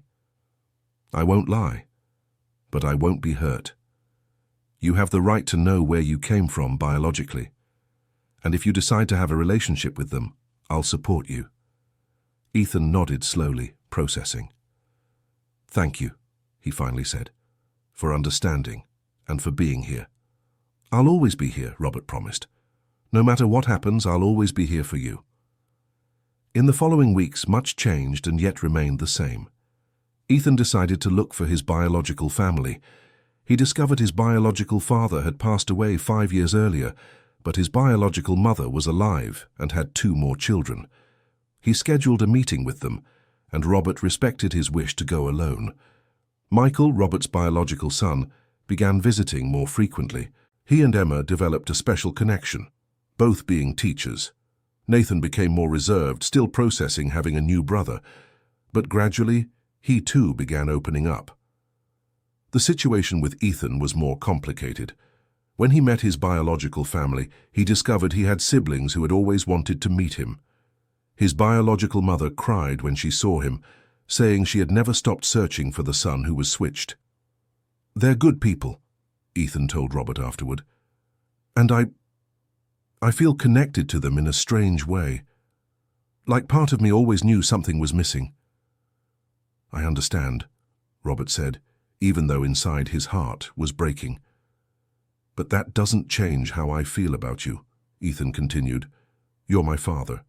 Not the only one. Now I have a father who's already gone and whom I never met. But you're the one who was there, even when you weren't, if that makes any sense." It made all the sense in the world to Robert. Jennifer handled everything with surprising maturity. She embraced Michael as her son, but also kept her relationship with Ethan strong.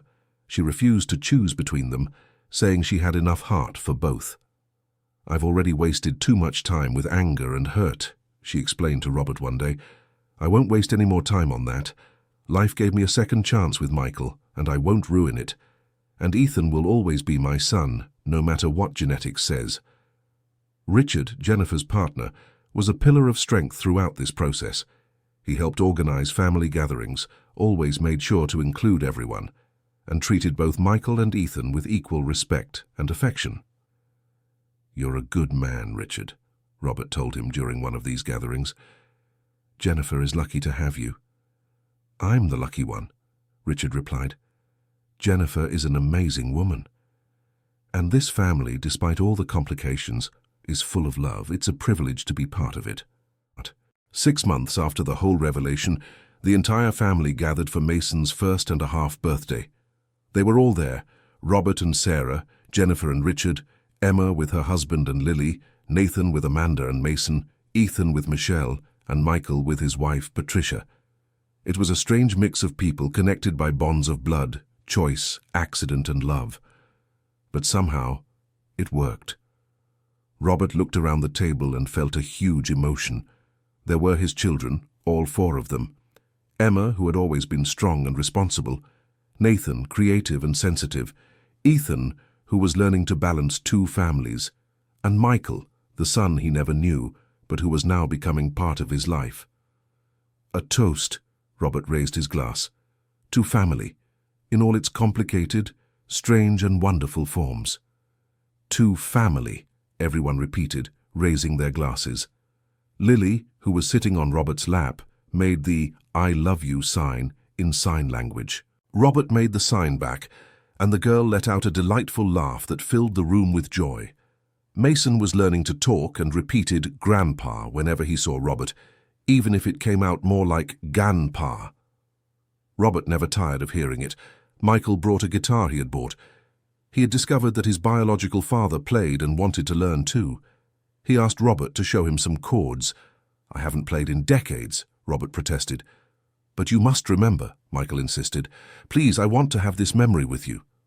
Robert took the guitar with trembling hands. His fingers were stiff from lack of practice, but slowly the memories came back. He started playing a simple melody, the same one he used to play for his children when they were little. Nathan recognized the song and started singing along. Emma joined him, remembering the lyrics she thought she had forgotten. Even Ethan, surprised at himself, began to sing too. Michael listened intently, recording that moment in his memory. When the song ended, everyone had tears in their eyes. "That was beautiful," Patricia, Michael's wife, said. "You're lucky to have each other." "We are," Emma agreed, "even if it took a long time and a lot of pain to get here." Later that night, when most had left, Robert and Sarah stayed to help Jennifer clean up. "You did a good job today," Jennifer said to Robert. "With the music, with the kids. You were a good grandpa." "Thank you," Robert replied. "I'm trying to make up for lost time as a father." "You can't make up for it," Jennifer said, but her voice was gentle. "The past is the past. But you can build a better future, and that's what you're doing." "We're doing," Robert corrected. "All of us. You, me, the kids. We're all choosing to forgive, move on, build something new." "It's strange, isn't it?" Jennifer commented. "After all that happened, all the hurt and pain, here we are. Not together as a couple, but together as a family." "It's strange," Robert agreed. "But it's good." Richard appeared in the kitchen with more dirty dishes. "Sorry to interrupt," he said. "Just came to bring these." "You're not interrupting," Jennifer pulled him close. "I was just telling Robert how lucky we are to have gotten where we are." "It's true," Richard agreed. "And speaking of luck, I have something to ask you, Jennifer." He knelt right there, in the middle of the messy kitchen, and took a box out of his pocket. "Jennifer Marie Johnson, will you marry me?" Jennifer covered her mouth with her hands, eyes wide with surprise. Robert and Sarah discreetly started to leave the kitchen, but Jennifer called them back. "Stay," she said. "You're part of this too." She looked at Richard with so much love it was almost tangible. "Yes," she said. 1,000 times yes." Richard slid the ring onto her finger and stood up to kiss her. Robert felt a mix of emotions, but mostly happiness for her. Jennifer deserved to be happy, deserved a man who valued her and was present. "Congratulations," Robert said sincerely. "You're going to be very happy together." "Thank you," Jennifer replied. "And thank you for being happy for me. I know it must be strange for you." "A little," Robert admitted. "But mostly I'm relieved. Relieved that you found someone who treats you the way you've always deserved to be treated." When Robert and Sarah finally returned home, it was almost midnight. They prepared for bed in comfortable silence. "Today was a good day," Sarah commented as they lay down. "It was," Robert agreed. A year ago, I never imagined my life would be like this now. That I'd have my family back, that I'd meet my son I never knew existed, that I'd see my other children happy. Are you happy? Sarah asked. Robert thought about the question. It was complicated because happiness wasn't something simple, not after everything that had happened. I'm at peace, he finally answered. Maybe for the first time in 30 years, I'm at peace with myself. I still carry guilt.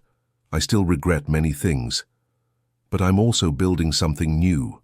So yes, I think I'm happy. Or at least on the way to being. Sarah snuggled against him. I'm happy too, she said. Even though our life has been turned upside down, even though everything is different from what we planned, I'm happy. They fell asleep in each other's arms, and Robert had the first truly restful sleep in decades. No nightmares about abandoned children, no guilt eating away inside. Just peace. The months passed, and the family dynamics adjusted. Michael became a regular presence at family gatherings, always bringing Patricia. She was pregnant now, and the news that Robert would be a grandfather to another child filled everyone with joy. Ethan maintained relationships with both families. It was difficult sometimes, especially on holidays when he had to choose where to be.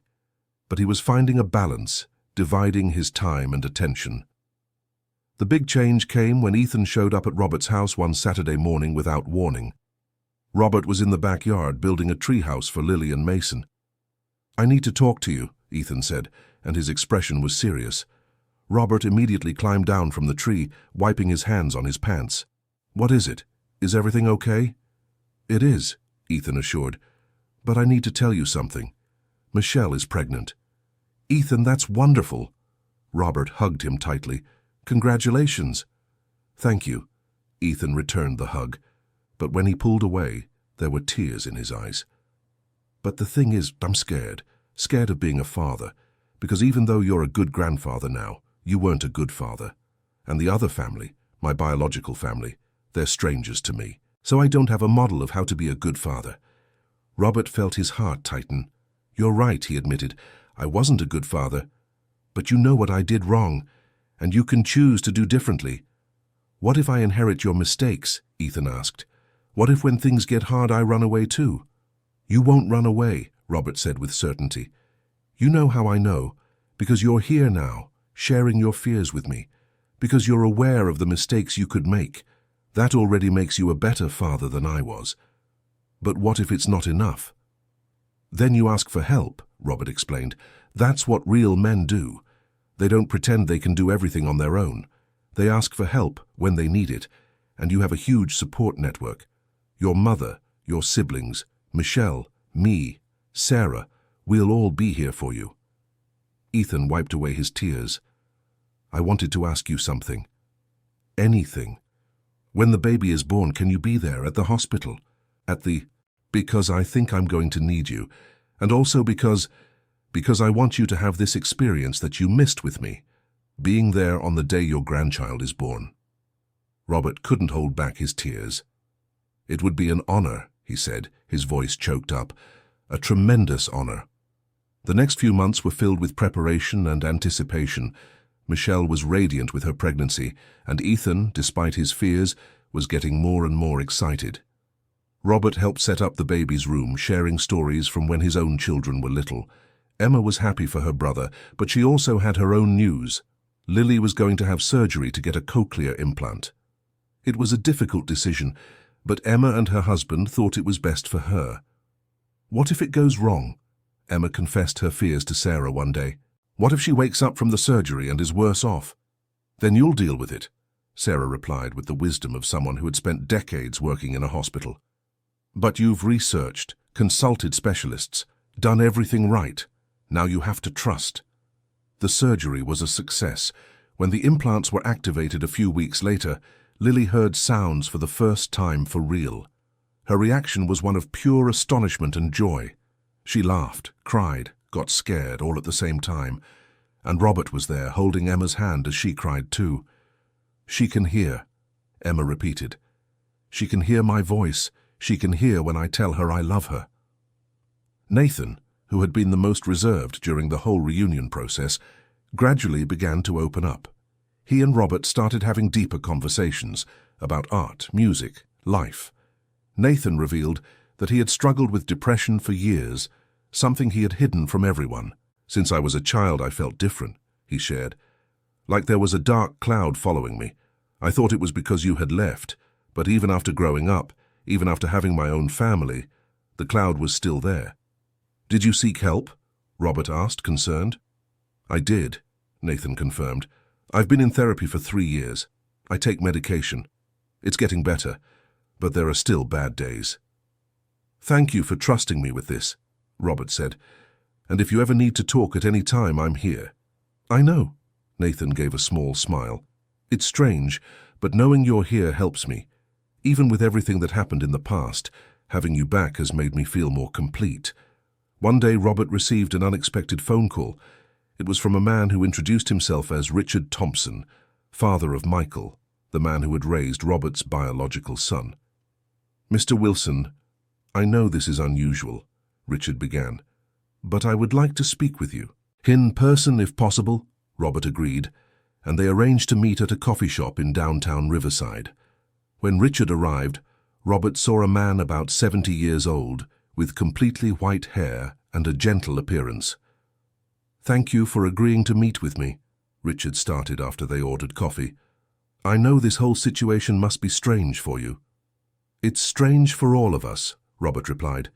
"I just wanted you to know that we love Michael as our son," Richard said, and there was a defensive note in his voice. "He may not have our blood, but he is our son in every other way." "I know," Robert assured him, "and I'm grateful for that. You gave him something I never managed to give my other children: presence, stability, constant love." Richard visibly relaxed. "My wife is afraid," he admitted. "Afraid that now that you've appeared, Michael will leave us. That he'll choose his biological family over us." "Family isn't an either-or choice," Robert said. "Michael can have you and have us too. The heart doesn't have a limit on space." "That's what I tell her," Richard sighed. "But she's insecure. We tried to have children for years before Ethan was born. We thought it was a miracle when he arrived, and now we've discovered he wasn't even biologically ours." "But he is yours," Robert insisted, "in every way that matters. And look, I know exactly what it's like to fail as a father. I failed spectacularly, but you didn't fail. You raised a good, educated, happy man. That's all any father could want." Richard had tears in his eyes. "Thank you," he said. "Thank you for understanding, and for not trying to take him away from us." "I would never do that," Robert promised. "You are his parents. I'm just the person who should have been but wasn't, and that's okay." They talked for another hour, and in the end Richard stood up and hugged Robert. "You're a good man, Robert Wilson," he said, "and if you ever want to come to dinner with us, my wife and I would be happy to have you and your wife." Robert took Sarah to meet Richard and his wife Louise a few weeks later. It was a surprisingly pleasant dinner. Louise was nervous at first, but gradually relaxed. She showed photo albums of Ethan growing up, and Robert saw every stage of the life of the son he had lost. "He was a happy child," Louise told him, showing a photo of Ethan at 5 years old with ice cream on his face, always laughing, always curious about everything. "He looks a lot like Robert at that age," Sarah commented, looking at an old photo Robert had shown her. "It's true," Louise admitted. "When we saw photos of you as a young man, the resemblance was startling." At the end of the evening, as they were leaving, Louise held Robert's hand. "Thank you," she said, "for not trying to destroy our family, for being kind and understanding." "Thank you," Robert replied, "for being the parents I couldn't be." The birth of Ethan and Michelle's baby was approaching. Michelle was huge, uncomfortable, anxious for it all to be over. Ethan was a bundle of nerves, calling Robert at least 3 times a week with questions and worries. "What if I faint during delivery?" he asked once. "Then Michelle will kill you afterward," Robert replied humorously. "But you won't faint, you're stronger than you think." When labor finally began, it was 3 in the morning. Ethan called Robert with a trembling voice. "It's happening," he said. "We're going to the hospital. Can you come?" "I'm on my way," Robert said, already getting dressed. Sarah got up too, knowing he would need support. At the hospital, they found the whole family already gathered. Jennifer was there, as were Emma and Nathan. Even Michael had come with Patricia, though she was in the early stages of her own pregnancy. A close-knit family, the nurse commented upon seeing them all together. The baby will have so many people loving him. The delivery lasted 6 hours. It was 6 hours of tension, hope and prayers. Robert held Sarah's hand so tightly it left marks. When they finally heard the baby's cry, everyone burst into tears and hugs. Ethan came out of the delivery room with a smile that lit up the entire hallway. "It's a boy," he announced. "A healthy, perfect boy." "What are you going to name him?" Emma asked. Ethan looked directly at Robert. "Robert," he said. "We're going to name him Robert, if you'll allow it." Robert felt his legs weaken. Sarah had to hold him up to keep him from falling. "Are you sure?" he managed to ask. "Even after everything?" "Especially after everything," Ethan replied. "Because you showed me it's always possible to start over. It's always possible to fix mistakes. And I want my son to carry that name as a symbol of redemption and second chances." Robert couldn't answer. He just hugged his son and cried. She cried for everything she had lost, for everything she had regained, for all the chances life was giving her. When they were finally allowed in to see the baby, Robert held little Robert in his arms and felt as if a circle had closed. Here was a new life, a new chance, a new story beginning. "Hi, little one," he whispered to the baby. "I'm your grandfather, and I promise I'll be here for you, for every birthday, every graduation, every important moment. I promise you'll never feel abandoned or forgotten." The baby grabbed Robert's finger with his tiny hand, and Robert felt that this was a pact being sealed, a promise to be present, to be better, to honor the second chance life had given him. In the weeks following the baby's birth, Robert and Sarah's house became the family's official gathering spot. It was bigger than the other houses, had a spacious backyard, and Robert insisted on hosting everyone whenever possible. He finished the treehouse, which became Lily's favorite place. Mason, now 2 years old, loved being pushed on the swing Robert had built, and little Robert, even though he was still so new, was already spoiled by everyone. One day, Sarah found Robert in the attic, looking at the old letters they had discovered at the beginning of it all. "What are you doing up here?" she asked. "Just remembering," he replied, "where it all started, how these letters changed our lives." "Do you regret it?" Sarah asked. "Buying this house? Everything that came after?" Robert thought carefully before answering. "No," he said finally. "I don't regret it. It hurt to discover everything. It hurt to face my mistakes. But it made me grow. It made me a better person. And it brought us this big, complicated, and wonderful family we have now." Sarah sat beside him on the dusty attic floor. "You know I love you, don't you?" she said. "Even with all the secrets, even with all the pain, I love you." "I know." Robert took her hand. "And I love you too. You're the reason I was able to get through all of this. You're my anchor, my strength." They sat there for a while, just enjoying the peace and quiet. Downstairs they could hear laughter. Emma had arrived with Lily, and the girl was running around the yard. "Grandpa," she called, her voice clearer now with the cochlear implants. "Grandpa, come play." Robert and Sarah went down and spent the afternoon playing with their granddaughter. When the sun began to set, more family arrived. Nathan with Amanda and Mason, Ethan with Michelle, and little Robert. Even Michael showed up with Patricia, who was getting bigger with the pregnancy. "How about an impromptu barbecue?" Nathan suggested. "Good idea," Robert agreed. "I have meat in the freezer." While the men handled the barbecue, the women prepared salads inside. The children played in the yard under Emma's supervision. It was a common domestic scene, but for Robert it was extraordinary. It was everything he had always wanted and thought he would never have again. While flipping the meat, Ethan approached him. "Dad, can I ask you a question?" "Of course." "Do you still think about running away? When things get tough, do you still have that urge to just leave?" Robert considered the question honestly. "Sometimes," he admitted. When the guilt gets too heavy, when I feel unworthy of all this happiness. But then I look at you, at my grandchildren, at the life we've built together.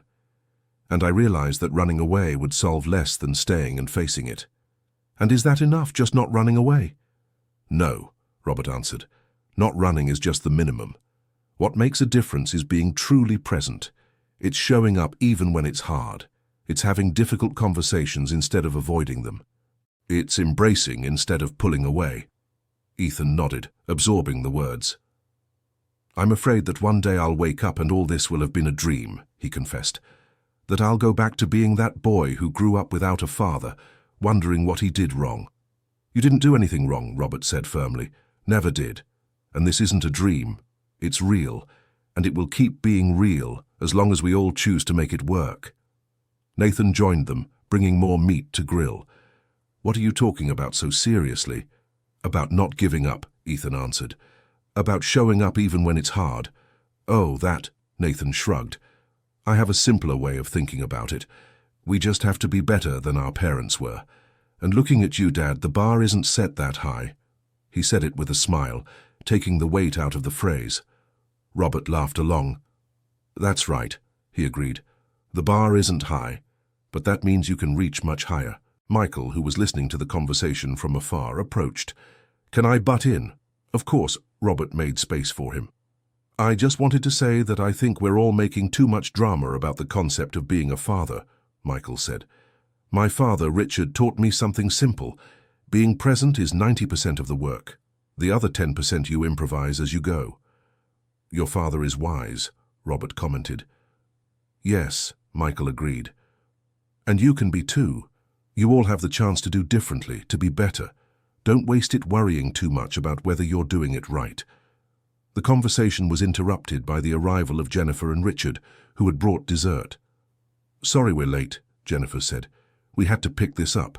She lifted a bakery bag. What is it? Emma asked curiously. Cake, Jennifer smiled. Because today is a special day. Is it? Robert was confused. It's not anyone's birthday that I know of. It's not a birthday, Jennifer explained, but it's exactly 1 year since you bought this house. 1 year since all this began. Robert looked around, realizing she was right. It had been exactly 1 year since he and Sarah had entered that old house, and Sarah had found the photo that changed everything. 1 year, he repeated. It feels like a whole lifetime. It was a whole lifetime, Sarah said. It was the beginning of a new life for all of us.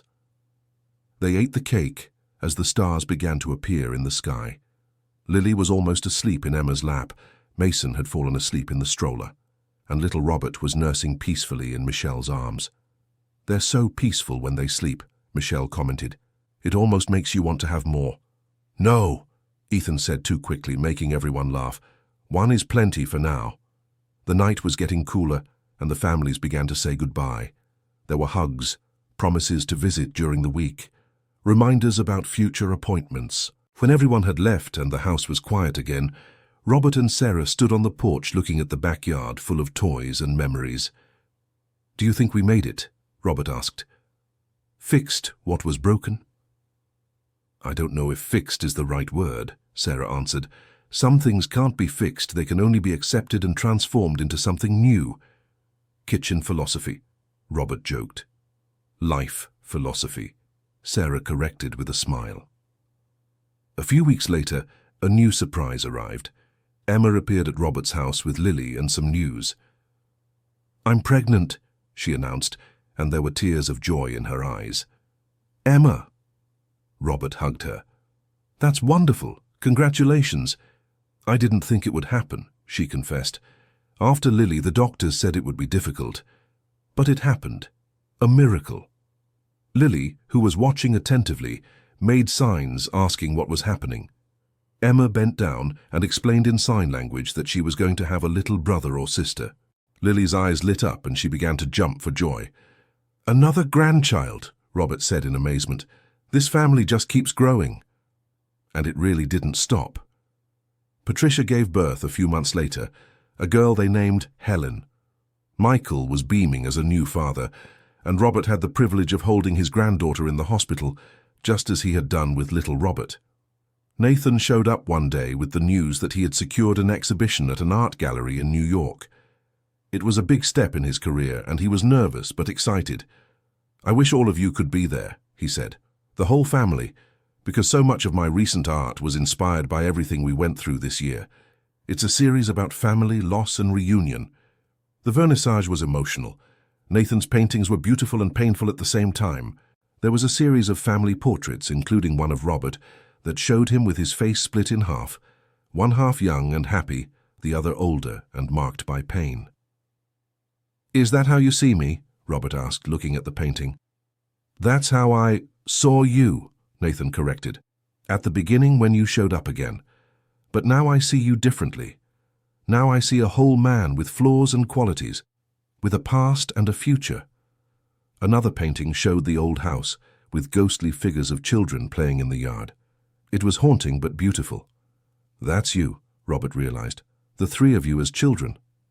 "They are the memories that stayed in the house," Nathan explained. "The memories you left behind but that never really went away." The exhibition was a success. Several pieces were sold, and Nathan was invited to do more exhibitions in other cities. It was the recognition he had always deserved.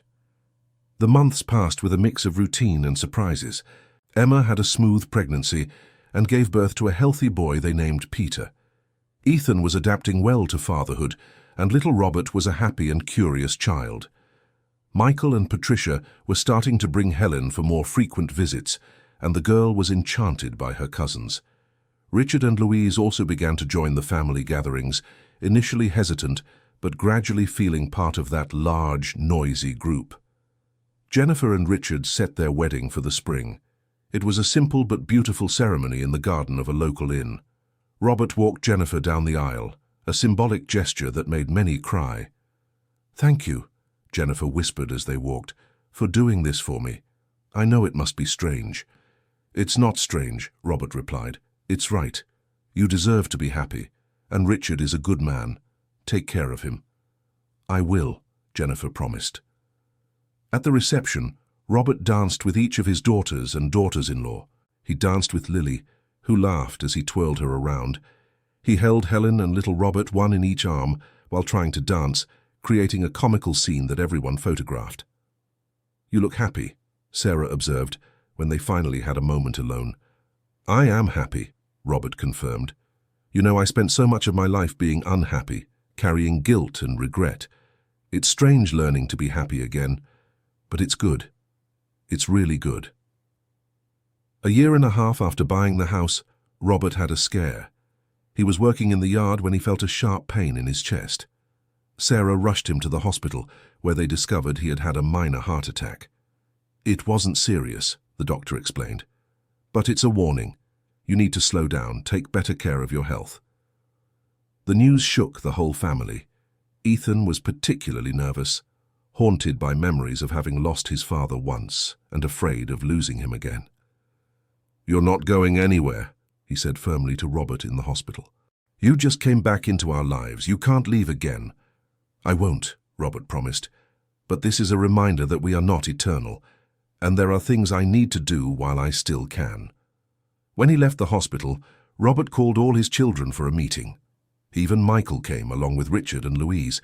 It was a room full of people, noisy and chaotic, exactly as it should be. "I asked everyone to come because I need to say a few things," Robert began.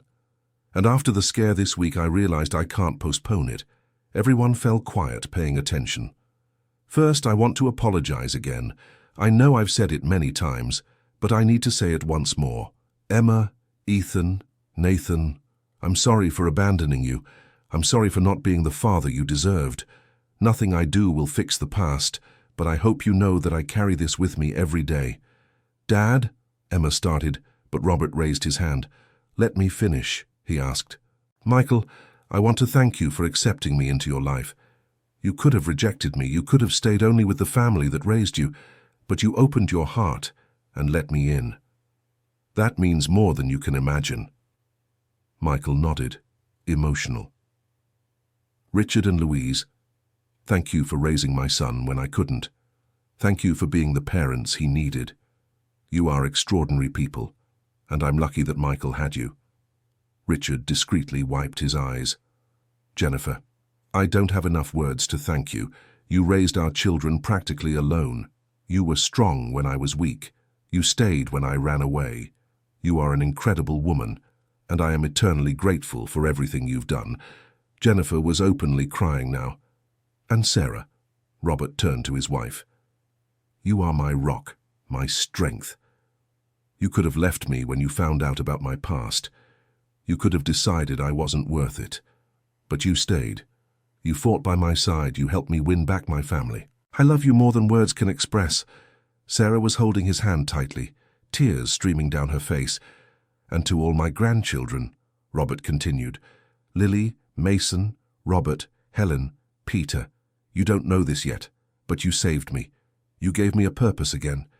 You made me want to be better, do better. I hope that when you grow up and learn about your grandfather's mistakes, you understand that people can change. People can do better.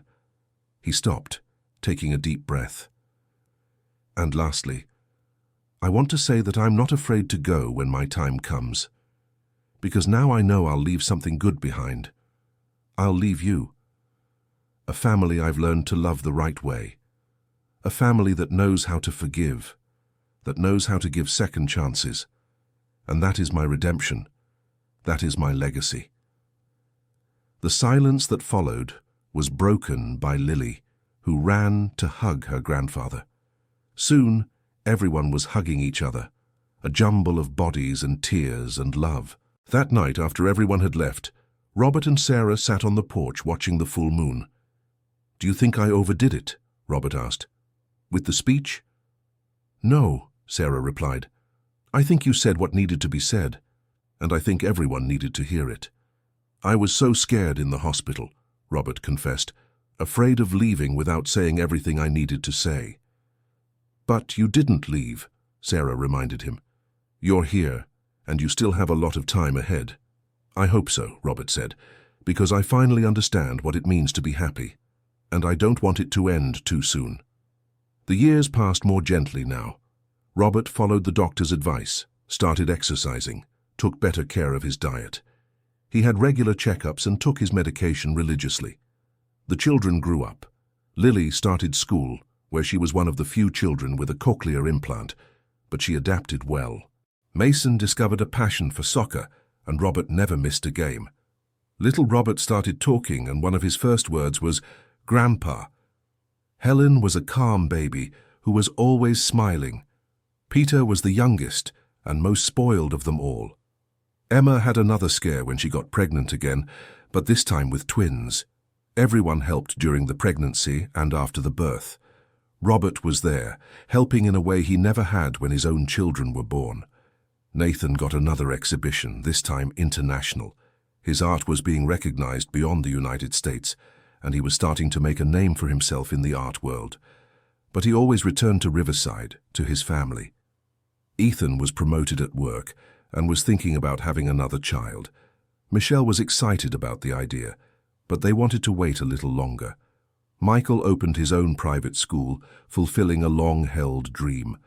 Robert invested in the venture, happy to be able to help his son in some practical way. 5 years after they bought the house, Robert woke up on a Saturday morning and felt that something was different. Not bad, just different. It was as if a weight he didn't even know he was carrying had finally been lifted.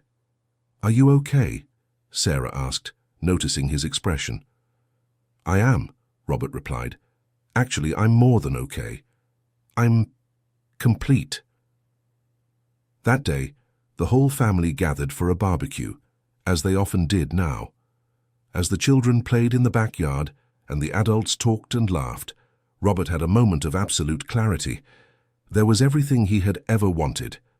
Not the perfect family from commercials and movies, but a real family with all its imperfections and complications. A family that had been broken and rebuilt, that had learned to forgive and love despite the flaws. Grandpa, come push the swing, Lily called. I'm coming, Robert replied, getting up with a smile. As he pushed the swing and heard his granddaughter's laughter, Robert looked back at the house that had revealed all its secrets. The house that should have been just a real estate investment but became the catalyst for the biggest transformation of his life. The walls were no longer peeling, the roof was fixed, the garden was blooming and well kept. But more important than all that, the house was full of life, love, and memories being created every day. "Thank you," Robert whispered, not knowing exactly who he was thanking. The universe, God, fate, or simply life for giving him another chance. Lily looked at him curiously. "Thank you for what, Grandpa?" "For everything," Robert replied, hugging his granddaughter. "For absolutely everything." When the sun set that day, painting the sky in shades of orange and pink, Robert gathered everyone for a photo. It was a chaotic picture, with children moving, adults laughing, some looking at the camera and others not. But it was perfect exactly as it was. Imperfect, real, full of love. Later that night, when it was just him and Sarah in bed, Robert pulled her close. "I love you," he said, "and thank you for not giving up on me." "I love you too," Sarah replied, "and I'll never give up. Even when I deserve it. Especially when you deserve it," she smiled. "Because that's when real love shows itself. Not when everything is perfect, but when it's imperfect, and we still choose to stay." Robert fell asleep that night with a heart at peace. It had taken 5 decades of life, 3 decades of regret, and 5 years of hard work. But finally, he had arrived where he always should have been. At home, with his family, at peace with himself. And as he slept, he dreamed of the future, of grandchildren growing up, of great-grandchildren perhaps, of more birthdays, more barbecues, more laughter and tears and shared moments. She dreamed of a life well lived, not perfect, but honest and full of love. And when she woke up the next morning, she was smiling, because she realized it was no longer a dream. It was reality. End of story. And you, what did you think of this story? Tell us in the comments where you're listening from and how you felt about this journey of redemption and second chances. Do you believe it's never too late to start over? Leave your honest opinion below. It really helps the channel. Don't forget to like and, most importantly, subscribe so you don't miss other emotional stories like this one. Thank you so much for staying with us until the end.